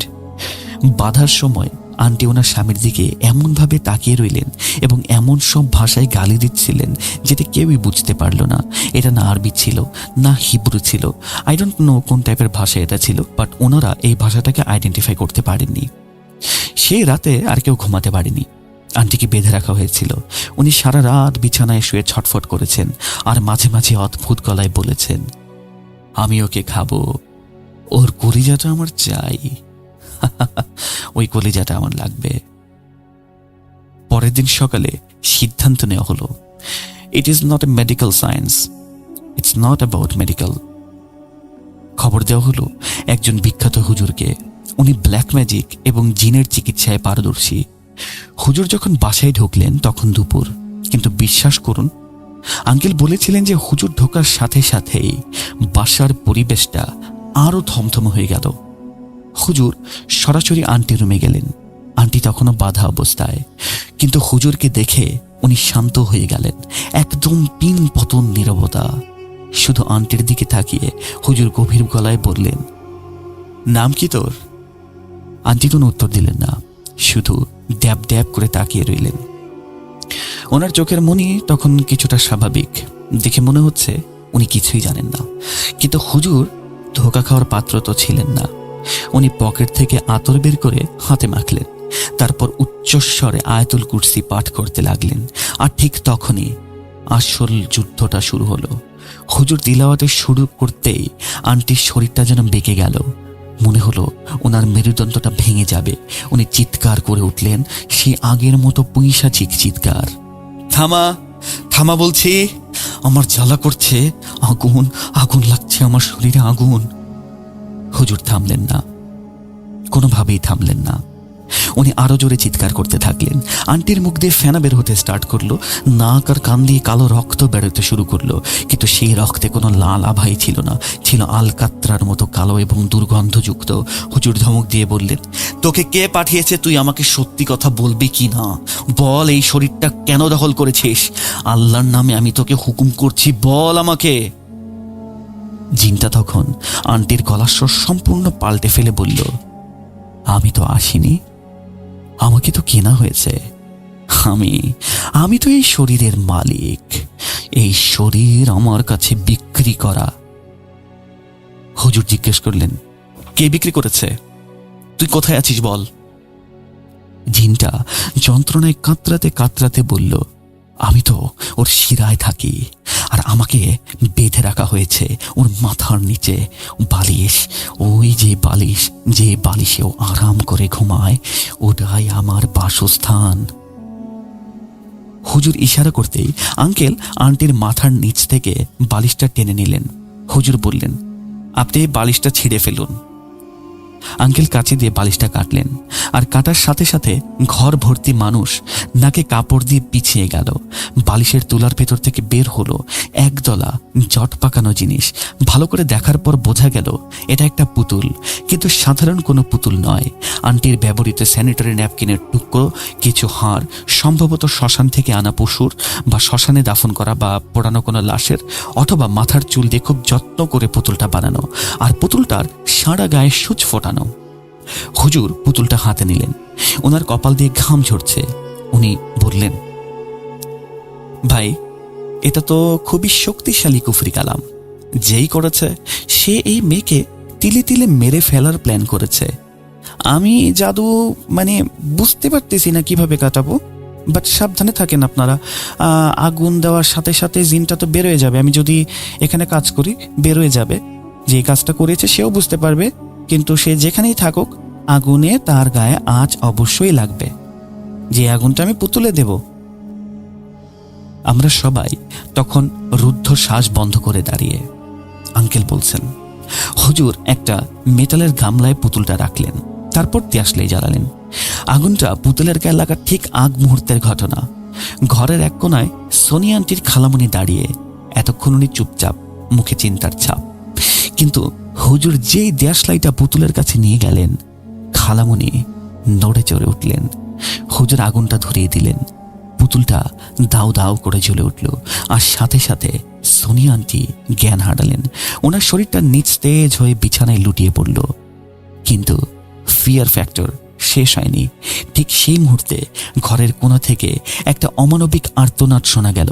সবাই চমকে গেল, সেদিকে তাকালো। আমরা দেখলাম, আঙ্কেল দেখলেন, খালামণি নিজের 2 হাত দিয়ে নিজের গলা খামচে ধরেছেন। ওনার চোখ দুটো দিয়ে আগুনের ভাঁটার মতো কিছু বের হচ্ছে। উনি চিৎকার করছেন, জ্বলে গেল রে, জ্বলে গেল, সব জ্বলে গেল, আল্লাহ আল্লাহ। হুজুর সেদিকে তাকিয়ে বজ্র কণ্ঠে বললেন, তাকান ওই মহিলার দিকে, তাকান। আপনারা দেখেন, জিন যাওয়ার আগে সত্যি কথাটাই বলছে। এই মহিলা এই কাজ করছে। হঠাৎ সোনি আন্টির নিস্তেজ শরীরটা সামান্য নড়ে উঠল। আন্টি চোখ খোলেননি, কিন্তু ওনার মুখ দিয়ে জিনের গলা শেষবারের মতো শোনা গেল। আর একটা আঙ্গুল সোজা খালামনির দিকে তাক করিয়ে সে বলল, ওই মহিলা, ও আমাকে রক্ত দিয়েছিল, ও প্রতিজ্ঞা করেছিল এই শরীরটা আমাকে দেবে। ও নিজের মেয়েকে আমার কাছে বিক্রি করে দিল, কিন্তু দিতে পারল না। এর প্রতিশোধ আমি নেব। আমি যেভাবেই হোক এর প্রতিশোধ নিব। আমি সবাইকে মারব। এবার এই পাপের ফল তোরা সবাই ভোগ করবি। এখন তো যাচ্ছি, কিন্তু ফিরে আমি আসবই। খালামনির সেই মমতাময়ী চেহারাটা মুহূর্তে বদলে গেল। ওনার মুখের চামড়া কুচকে গিয়ে এক হিংস্র ডাইনির রূপের মতো মনে হচ্ছিল। আর উনি অভিনয় করার প্রয়োজন মনে করলেন না। সবার সামনে চিৎকার করে বললেন, হ্যাঁ করছি, বেশ করছি। ওই আমার ছাড়ে কেন যাইব? ওই তো আমার মেয়ে ছিল, ওই আমার প্রপার্টি। ওই বেটা বিয়া করছে আমার মাইয়ারে, লয়ে যাওনের লিগা, ওর লিগে আমার সোনি আমারে বুঝলা যাইব, আর এই টাইমে হইতে দিব? ওই সারা জীবন পাগল হয়ে থাকবো, সারা জীবন আমার পায়ের কাছে পড়ে থাকবো, আমার পুতুল হয়ে থাকবো। কথাগুলো শোনার পর আঙ্কেল আমি কি বলবো আমি বুঝতে পারছিলাম না। ভালোবাসার নামে এ কেমন পৈশাচিক স্বার্থপরতা! এটা কি মানুষের কাজ হতে পারে? খালামণিকে যখন ধরা হলো, ওনার শরীরে তখন আগুনের জ্বালা হচ্ছে, অদৃশ্য আগুন। উনি নিজের কাপড় যেন নিজেই ছিঁড়ে ফেলছিলেন জ্বালা কমানোর জন্য। ওই রাতে পুতুল পড়ানোর পর সোনি আন্টি জ্ঞান হারিয়েছিলেন। এরপর ওনাকে ইমার্জেন্সিতে হাসপাতালে নেওয়া হয়। সেখান থেকে এই ঘটনার দ্বিতীয় প্রান্ত শুরু। বিশ্বাস করুন, ইটস ভেরি পেইনফুল। হাসপাতালে সোনি আন্টিকে কেবিনে শিফট করা হলো। ফিজিক্যালি উনি খুবই উইক, কিন্তু সমস্যাটা হলো জ্ঞান ফেরার পর উনি কোনো কথাই বলছেন না, একদম মাটির পুতুল। শুধু ছাদের দিকে তাকিয়ে ডাক্তাররা এলেন, বড় বড় ডিগ্রিধারী নিউরোলজিস্ট আর সাইকিয়াট্রিস্ট। আঙ্কেল ওনাদের সব খুলে বললেন, গত 3 মাসে সেই বিভীষিকা, মাছ খাওয়া, অদ্ভুত গায়েবী শক্তি সব। হেড অফ দ্য ডিপার্টমেন্ট, নামটা বলছি না, উনি আঙ্কেলের মুখের ওপর ফাইলটা ছুঁড়ে মেরে বললেন, মিস্টার রহমান, আপনি একজন শিক্ষিত মানুষ হয়ে এই সমস্ত গাঁজাখড়ি গল্প আমাদের শোনাচ্ছেন? ব্ল্যাক ম্যাজিক, জিন, this is your pure science. আপনার স্ত্রীর সিভিয়ার হিস্টেরিয়া এবং ডিলিশনাল ডিসঅর্ডার হয়েছে, আর আপনি সেটাকে প্রশ্রয় দিচ্ছেন, তবে এভাবে? You are really talking about black magic? Uncle প্রতিবাদ করতে গিয়ে বলেছিলেন, ডক্টর, আমি নিজের চোখে দেখেছি ওর শরীর কিভাবে বেঁকেছিল, সো আপনাকে এটা আমাকে বলার দরকার নেই। আপনি আপনার ট্রিটমেন্ট করুন প্লিজ। ডক্টর একটা ক্রূর হাসি দিয়ে বললেন, মানুষ যখন মেন্টালি আনস্টেবল হয় তখন তারা এক্সট্রিম বিহেভিয়ার শো করে, আর আপনার ওয়াইফের পেটে যে বাচ্চা, সেটাকে বলা হয় সিউডোসাইসিস বা ফ্যান্টম প্রেগনেন্সি। ব্রেন শরীরকে সিগন্যাল দিচ্ছে শি ইজ প্রেগনেন্ট, তাই ফুলে উঠছে। পেটে কিচ্ছু নেই, জাস্ট গ্যাস। আপনারা ওঝা হুজুর দিয়ে ওনার মেন্টাল কন্ডিশনটা আরো খারাপ করেছেন, আর এখন আমাদেরকে বলছেন চিকিৎসা করতে। এখন যদি ওনার কোনো প্রবলেম হয় সেটার জন্য আপনারাই দায়ী থাকবেন, নট আস। আপনারা জাস্ট এই সিচুয়েশনটা ভাবুন, চোখের সামনে আঙ্কেল নিজের স্ত্রীকে তিল তিল করে শেষ হতে দেখছেন, অথচ ডাক্তারেরা সেটাকে নাটক বা মানসিক রোগ বলে উড়িয়ে দিচ্ছে। সোনি আন্টিকে হাই ডোজের সেডেটিভ এবং অ্যান্টিসাইকোটিক ড্রাগ দেওয়া স্টার্ট করা হলো। ডাক্তার বলেছিলেন ওই ওষুধগুলো খাওয়ার পরে আন্টির অবস্থা ভালো হতে পারে, কিন্তু ব্যাপারটা হলো উল্টো। আন্টির অবস্থা যেন আরো খারাপ হয়ে গেল। উনি ঘুমের মধ্যে গোঙাতেন, ভিড় করে বলতেন, ওরা আসছে, ওরা ওরা আমার শিরায় বিষ ঢালছে, ডাক্তাররাও ওদের লোক। সবচেয়ে ভয়াবহ ছিল আইসোলেশন। ডাক্তারদের নির্দেশে আন্টির সাথে কারো দেখা করা নিষিদ্ধ হলো। বলা হলো পেশেন্টকে কোনো স্টিমুলাস দেওয়া যাবে না। আত্মীয় স্বজন যারা এতদিন সহানুভূতির নাটক করত, তারা এখন আড়ালে আবডালে বলতে শুরু করলো, ওমা, সোনিয়া তো পাগল, জিনের দোহাই দিয়া এতদিন নাকি স্বামীরা কাছে পেতে চাইছিল, কত বড় খারাপ মহিলা। সমাজ যখন আপনাকে পাগল ট্যাগ দিয়ে দেয়, আপনি তখন একা, একদম একা। আঙ্কেল দিনের পর দিন হাসপাতালের করিডোরে বসে থাকতেন। ভেতরে সোনিয়া আন্টি একা, আর বাহিরে আঙ্কেল একা। আর এই একাকিত্বটা, এটা কোনো জিনের আছরের থেকে কম ভয়ের নয়। এই সময়টায় মানে আন্টি যখন হাসপাতালে লড়ছেন, আঙ্কেল একদিন বাসায় গিয়েছেন কিছু কাপড় চোপড় আনতে। বাসাটা তখন খালি পড়েছিল, কিন্তু খালামণির রুমটা ছিল অগোছালো। খালামণিকে তো আগেই গ্রামের বাড়ি পাঠিয়ে দেওয়া হয়েছে, কিন্তু ওনার জিনিসপত্র সব ওভাবেই পড়েছিল। আঙ্কেল খালামণির আলমারিটা খুললেন। কেন খুললেন সেটা উনি নিজেও জানেন না, হয়তো কোনো উত্তর খুঁজছিলেন। আলমারির একদম পেছনে পুরাতন শাড়ির ভাঁজ লুকানো একটা লাল শালু কাপড়ে মোড়ানো ডায়েরি পাওয়া গেল। খাতাটা অনেক পুরাতন, পাতাগুলো হলুদ হয়ে গেছে। আর সেখান থেকে বেরিয়ে এলো গল্পের পেছনের আসল অন্ধকার ইতিহাস।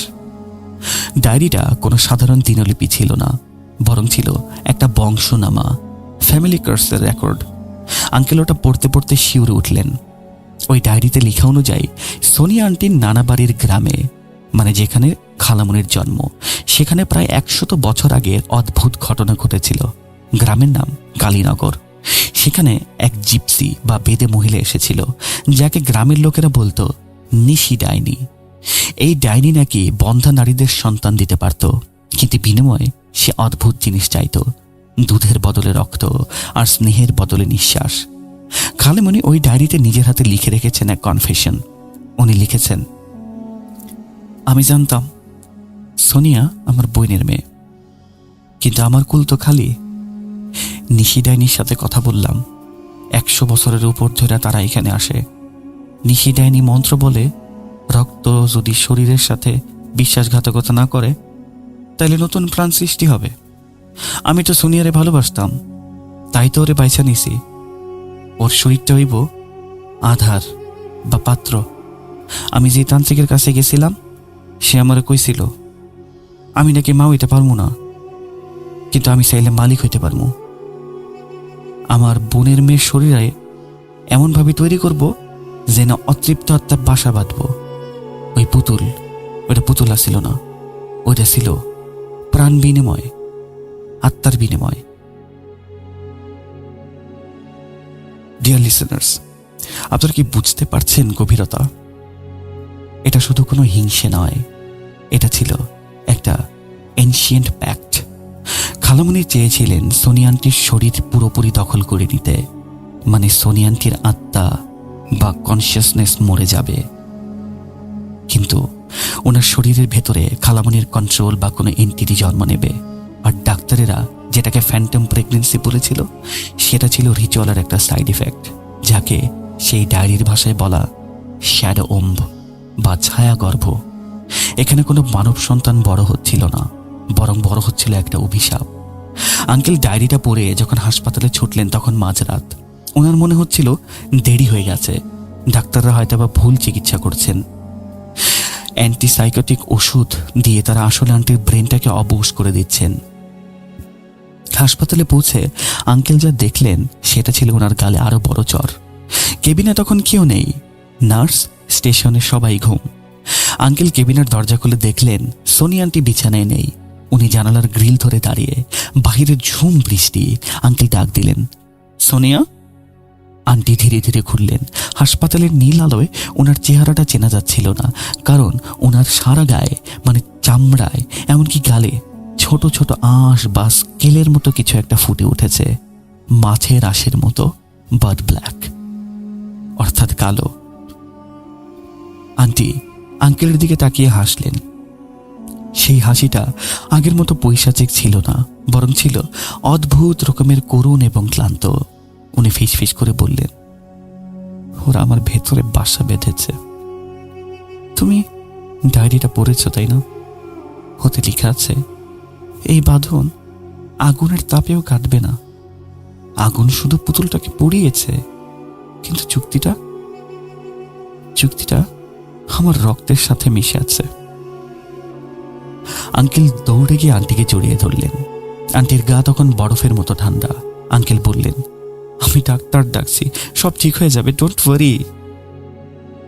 আন্টি আঙ্কেলের হাতটা শক্ত করে চেপে ধরলেন। ওনার নখগুলো আঙ্কেলের চামড়ায় গেঁথে গেল। উনি বললেন, ডাক্তার, ওরা তো আমাকে পাগল বানিয়ে দিচ্ছে, ওরা আমাকে বিশ্বাসই করে না। তুমি তো আমাকে বিশ্বাস করো। শোনো, খালামণি যে মন্ত্রটা পড়েছিল, এটার একটা শেষ ধাপ আছে। আমি তো এতদিন আমার মধ্যে ছিলামই না, ওটা পূর্ণ হওয়ার মাত্র 3 দিন বাকি। এই 3 দিনের মধ্যে যদি আসল উৎস নষ্ট করা না যায়, তবে আমি আর মানুষ থাকবো না, আমি অন্য কিছু একটা হয়ে যাব। Help me. ঠিক সেই মুহূর্তে করিডোর দিয়ে ভারী বুটের জুতার শব্দ শোনা গেল। সিকিউরিটি গার্ড আর ডিউটি ডাক্তার ছুটে এলেন। তার আঙ্কেলকে টানতে টানতে সরিয়ে নিয়ে গেলেন। ডাক্তার চিৎকার করে বললেন, আপনাকে তো বারণ করেছিলাম পেশেন্টের কাছে আসবেন না, right? You are making her unstable. Uncle চিৎকার করে বললেন, আপনারা ওকে মেরে ফেলছেন, ওর চিকিৎসা আপনাদের করতে হবে না। She is my wife and I will decide what ever I want. কিন্তু কে শোনে কার কথা? আঙ্কেলকে জোর করে ওয়ার্ড থেকে বের করে দেওয়া হলো। আর যখন ওনাকে টেনে হিচড়ে নিয়ে যাওয়া হচ্ছিল, উনি শেষবারের মতো দেখলেন সোনিয়া আন্টিকে। আন্টি জানালার দিকে তাকিয়ে আছেন, আর জানালার বাহিরে অন্ধকারে দুটো জলজল চোখ। কি করছিল জানি না। পালানোর কোনো পথ নেই। সায়েন্স বিশ্বাস করছে না, সমাজ পাশে নেই, সময় ফুরিয়ে আসছে। হাতে মাত্র 3 দিন। আর শত্রু এখন আর রক্ত মাংসের মানুষ নয়। শত্রু এখন একটা প্রাচীন অভিশাপ, যা হাসপাতালের দেয়াল ভেদ করে ঢুকেছে। সেই রাতে হাসপাতালের গেটের বাইরে দাঁড়িয়ে আঙ্কেল যখন আকাশের দিকে তাকিয়ে আল্লাহর নাম স্মরণ করছিলেন, তখন উনি চিন্তা করলেন হুজুরকে ফোন করবেন। হুজুর সব শুনে বললেন, সর্বনাশ, আমি তো ভাবছিলাম এটা সাধারণ কোনো জিনের আসর। এইটা তো দেখি আরো খারাপ। এটা তো একটা প্রাচীন পরজীবী শয়তান।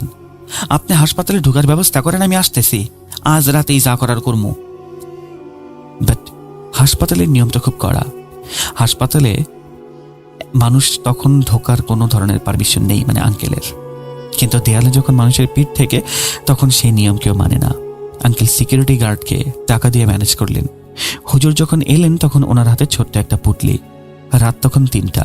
হাসপাতালের করিডোর জনশূন্য, শুধু মাঝে মাঝে নার্সদের হাঁটার শব্দ।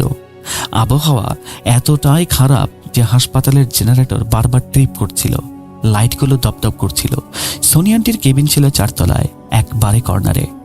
ওরা যখন কেবিনের সামনে পৌঁছালেন তখন ভেতর থেকে কোনো শব্দ আসছিল না। Pins of silence. ভেতরে ঢুকে যা দেখলেন তা দেখে হুজুর থেমে গেলেন। সোনিয়া আন্টি বিছানায় নেই, উনি ফ্লোরে বসা, কিন্তু বসার ভঙ্গিটা মানুষের মতো না।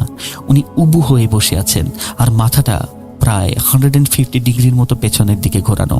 ওনার পেটটা, যেটা ডাক্তার বলেছিল বাতাস, সেটা অস্বাভাবিকভাবে ফোলা এবং নড়ছে, যেন পেটের ভেতরে নিচে জীবন্ত কিছু একটা ছটফট করছে বের হওয়ার জন্য। সারা ঘরে সেই পচা মাছ আর পানির গন্ধ। হুজুর ফিসফিস করে বললেন, দরজাটা বন্ধ করেন, আর যাই ঘটুক আমারে ধরেন না। আমি এখন হিসার বা সুরক্ষা বলয় টানবো। হুজুর মেঝেতে চক দিয়ে একটা বৃত্ত আঁকলেন, তারপর উচ্চস্বরে আজান দিতে লাগলেন। হাসপাতালের মতো জায়গায় মাঝরাতে আজান, ব্যাপারটা অদ্ভুত, কিন্তু তখন পরিস্থিতি স্বাভাবিক ছিল না। আজানের কণ্ঠ কানে যেতেই সোনিয়া আন্টি ওনার ভেতরে থাকা সেই জিন প্রচণ্ড আক্রোশে চিৎকার করে উঠল, চুপ কর, এই এই একদম চুপ কর, এই নর্দমার কিট, চুপ, একটা কথা উচ্চারণ করবি না, চুপ, কোনো আজান দিবি না। গলাটা সোনিয়া আন্টির না, এমনকি ওটা কোনো মানুষের গলাও না, দুইটা কণ্ঠস্বর। হুজুর ধমক দিয়ে বললেন, বাইরে আয় তুই। আই তুই কে? নিশি ডাইনি তুই নাকি তার দাস? সত্যি কথা কবি। সোনিয়া আন্টির শরীরটা ফ্লোর থেকে শূন্যে ভেসে উঠল, কিন্তু ওনার হাত পাগুলো এমনভাবে মটমট করে ভেঙে গেল যা দেখলে মনে হয় হাড়গোড় সব গুঁড়ো হয়ে যাচ্ছে। আর সেই জিনটা ভেতর থেকে খিলখিল করে হেসে উঠল, আমি তো প্রত্যাশা, আমি তো মাতৃত্ব। এর খালামুনি চেয়েছিল একটা সন্তান, আর সে আমাকেই ডেকেছিল। সে কথা দিয়েছিল রক্তের বদলে রক্ত। সে সোনিয়ার শরীরটাকেই দিয়ে দিয়েছে আমাকে। আমি এখন জন্ম নেব, এই শরীর ছেড়ে আমি বের হবই। আমরা এতক্ষণ ভাবছিলাম খালামুনি সোনিয়া আন্টিকে মেরে ফেলতে চাইছিলেন বা পাগল করতে চেয়েছিলেন, কিন্তু আসল সত্যিটা ছিল আরো অনেক বেশি ডিস্টার্বিং। খালামুনি আসলে বন্ধা ছিলেন না।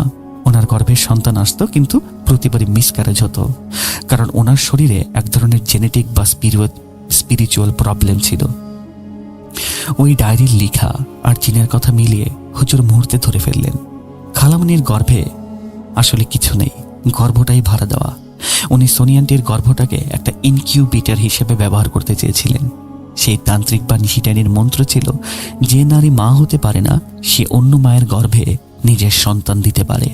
খালামুনি নিজের আত্মাকে, নিজের ইচ্ছাকে একটা শয়তানি সত্তার সাথে মিশিয়ে সোনিয়া আন্টির পেটে চালান করে দেন। সোনিয়া আন্টির পেট এতটা বড় হচ্ছিল, এটা আসলে কোনো বাচ্চা না, এটা আসলে খালামুনিরই কোনো এক বিকৃত, কোনো এক স্পিরিচুয়াল রূপ বা রিবার্থ, বা কোনো একটা শয়তানের জন্ম। যেই সন্তান খালামুনি চাইতেন। খালামুনি বাইরে থেকে পড়ছেন ঠিকই, কিন্তু ওনার কালো আত্মা সোনিয়া আন্টির উপরে কেমন করে অভিশাপ দিচ্ছিল কেউ জানে না। ওনার আত্মা তো সবসময় কালোই ছিল, যেদিন থেকে উনি নিশি ডাইনির সাথে জাদুতে লিপ্ত হন। হুজুর চিৎকার করে বললেন, এটা জন্মাইতে দেওয়াই যাবে না। এই যদি একবার জগতের আলো দেখে, তাইলে এটার জিন থাকবো না, মানুষ রূপী রাক্ষস হইব এটা। শুরু হলো যুদ্ধ, রুকিয়া শুরু হলো। সোনিয়া আন্টি হুজুরের আয়াত শুনে জোরে জোরে বলতে থাকে, ছেড়ে দে, ছেড়ে দে, ওকে আসতে দে, আসতে দে।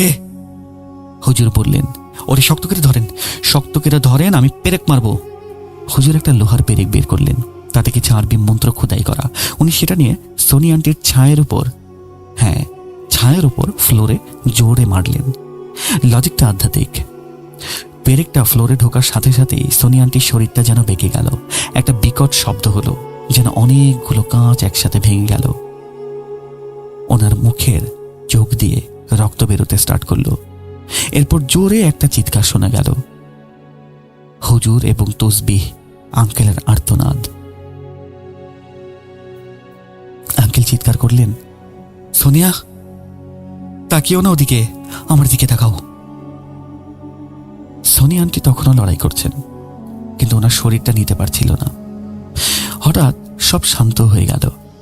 একটা বিভৎস বুড়ির অবয়ব, যার মুখটা অবিকল খালামুনির মতো, ছায়াটা কিছুক্ষণ শূন্যে ভেসে রইল।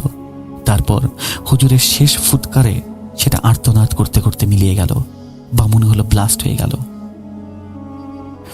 টিমটিমে আলোয় দেখা গেল সোনিয়া আন্টি ফ্লোরে পড়ে আছেন, রক্ত আর কালো তরলে মাখামাখি। উনি শ্বাস নিচ্ছেন না, কিন্তু খুব ক্ষীণভাবে হয়তোবা নিচ্ছেন। হুজুর ঘাম মুছতে মুছতে বসে পড়লেন। ভাই, বাইর করে দিছি, আশা করি আর ফিরতো না, কিন্তু আল্লাহর উপরে ভরসা রেখেন। হুজুর করুণ রূপে তাকালেন, বললেন, গাছ তো উপড়ে ফেলা হয়েছে, কিন্তু এই জাদুর প্রভাবে সোনি আন্টি আর কখনো ভালো হতে পারে না। এবং আশ্চর্যজনকভাবে ডাক্তাররা পরের দিন বললেন, মিরাকুলাসলি ওনার পেটের গ্যাস উধাও, কিন্তু ইন্টারনাল হ্যামারেজ হয়েছে প্রচুর। সোনি আন্টি অসুস্থ হলেন, শরীরে রক্ত ফিরল। 3 মাস পর উনি হাসপাতাল থেকে ছাড়া পেলেন। কিন্তু আঙ্কেল যে সোনিয়াকে ঘরে নিয়ে ফিরলেন, এটা আগের সোনিয়া ছিল না। শারীরিক ক্ষতিটা ছিল পার্মানেন্ট। ডাক্তাররা জানালেন ওনার ইউটেরাস বা জরায়ু এতটাই ড্যামেজ হয়েছে যে উনি আর কোনোদিন মা হতে পারবেন না। ওনাদের ভাগ্য ভালো, শাহিদের মতো একটা ছেলে ওনাদের ঘরে এখনো আছে। সন্তানহীন হলেন না ওনারা। এদিকে ব্ল্যাক ম্যাজিক এবং পজিশনের সময় ওনার ব্রেনের কিছু অংশ যেটা ড্যামেজড হয়ে গিয়েছিল। সোনি আন্টি এখন বেঁচে আছেন, হাঁটছেন, খাচ্ছেন, কিন্তু উনি কাউকে চিনতে পারেন না। উনি আঙ্কেলকেও চেনেন না, যার একটা সংসার ছিল। সবচেয়ে মর্মান্তিক দৃশ্যটা আমি দেখেছি কিছুদিন আগে। আমি আমার কথা বলছি। আমি আঙ্কেলের বাসায় গিয়েছিলাম, ড্রয়িং রুমে বসে আছি। সোনি আন্টি ভেতর থেকে এলেন। ওনার কোলে একটা কাপড়ের পুতুল, সেই বিভীষিকাময় পুতুল নয়, নর্মাল একটা পুতুল। উনি পুতুলটাকে বুকের সাথে জড়িয়ে ধরে দোল দিচ্ছেন আর গুনগুন করে গান গাইছেন। আঙ্কেল আমার দিকে তাকিয়ে ম্লান হাসলেন, বললেন, জানো, ও মনে করে এটা ওর বাচ্চা। ডাক্তাররা বলেছেন ডিলিশন। আমিও ভাঙাই না, সারাদিন ওই পুতুল নিয়েই থাকে। আমাকে বলে কি জানো, ভাইয়া একটু সরে বসুন না, আমার বাচ্চাটা ঘুমাবে। চিন্তা করো সাবিত, আমি তো ওর হাজব্যান্ড, আর ও আমাকে ভাইয়া বলে। খালামণি এখন আমি জানি না কোন অবস্থায় আছে, কিন্তু কয়েক মাস আগে খবর পেয়েছি উনি নাকি শরীরে আগুন লেগে মারা গেছেন, এবং মারা যাওয়ার আগে চিৎকার করে বলেছেন ওনার মেয়েকে যেন ফিরিয়ে দেওয়া হয়। ওনার জন্য মনে ঘৃণা ছাড়া আমার কাছে আর কিছু নেই। জিন চলে গেছে, কিন্তু রেখে গেছে বুক ভরা শূন্যতা। আপন মানুষের হিংসা একটা সাজানো বাগানকে কিভাবে শ্মশান বানিয়ে দিতে পারে, সোনিয়া আন্টির শূন্য চাউনি তার জীবন্ত প্রমাণ। প্রিয় লিসেনার্স, আজকের ঘটনা আমি এখানেই শেষ করছি। তবে শেষ করার আগে আমি একটা কথা বলতে চাই। আমরা যে ভূত ভয় পাই, অন্ধকার ভয় পাই, কিন্তু মানুষের ভেতরে যে অন্ধকার থাকে তার গভীরতা মাপার কোনো যন্ত্র কি আছে? সোনিয়া আন্টির খালামণি তাকে নিজের মেয়ের মতো ভালোবাসতেন, অথচ সেই ভালোবাসাটার আড়ালে ছিল পজিশনের একটা আকাঙ্ক্ষা। তাই বলে রাখি, রাতে ঘুমোতে যাবার আগে দরজা জানালা তো লক করবেনই, কিন্তু মাঝে মাঝে কাছের মানুষের চোখের ভাষাও একটু পড়বেন। কে জানে, হয়তো আপনার খুব কাছের কারো হাসির আড়ালেই লুকিয়ে আছে কোনো এক নিশি ডাইনি, যে অপেক্ষা করছে আপনারই অসতর্ক মুহূর্তের জন্য। ভালো থাকবেন, নিরাপদে থাকবেন। আর যদি কখনো দেখেন প্রিয়জনের আচরণে হঠাৎ পরিবর্তন, লজিক দিয়ে সব ব্যাখ্যা করতে যাবেন না। কিছু কিছু অন্ধকারের উত্তর আলো দিয়ে হয় না, বিশ্বাস দিয়ে হয়। শুভরাত্রি। মোহাম্মদ সাবিত আলম বিদায় নিচ্ছি। আসসালামু আলাইকুম। Welcome back. আশা করছি আপনারা সবাই ভালো আছেন, ভালোর দলে আছেন। আমিও ভালো আছি, ভালোর দলে আছি। আর আমাদের নতুন বছরের দিকে পথ চলা অলরেডি শুরু হয়ে গেছে। আমাদের নতুন বছর নিয়ে অনেক প্রত্যাশা আমি জানি। সেই নতুন বছরের প্রত্যেকটা দিন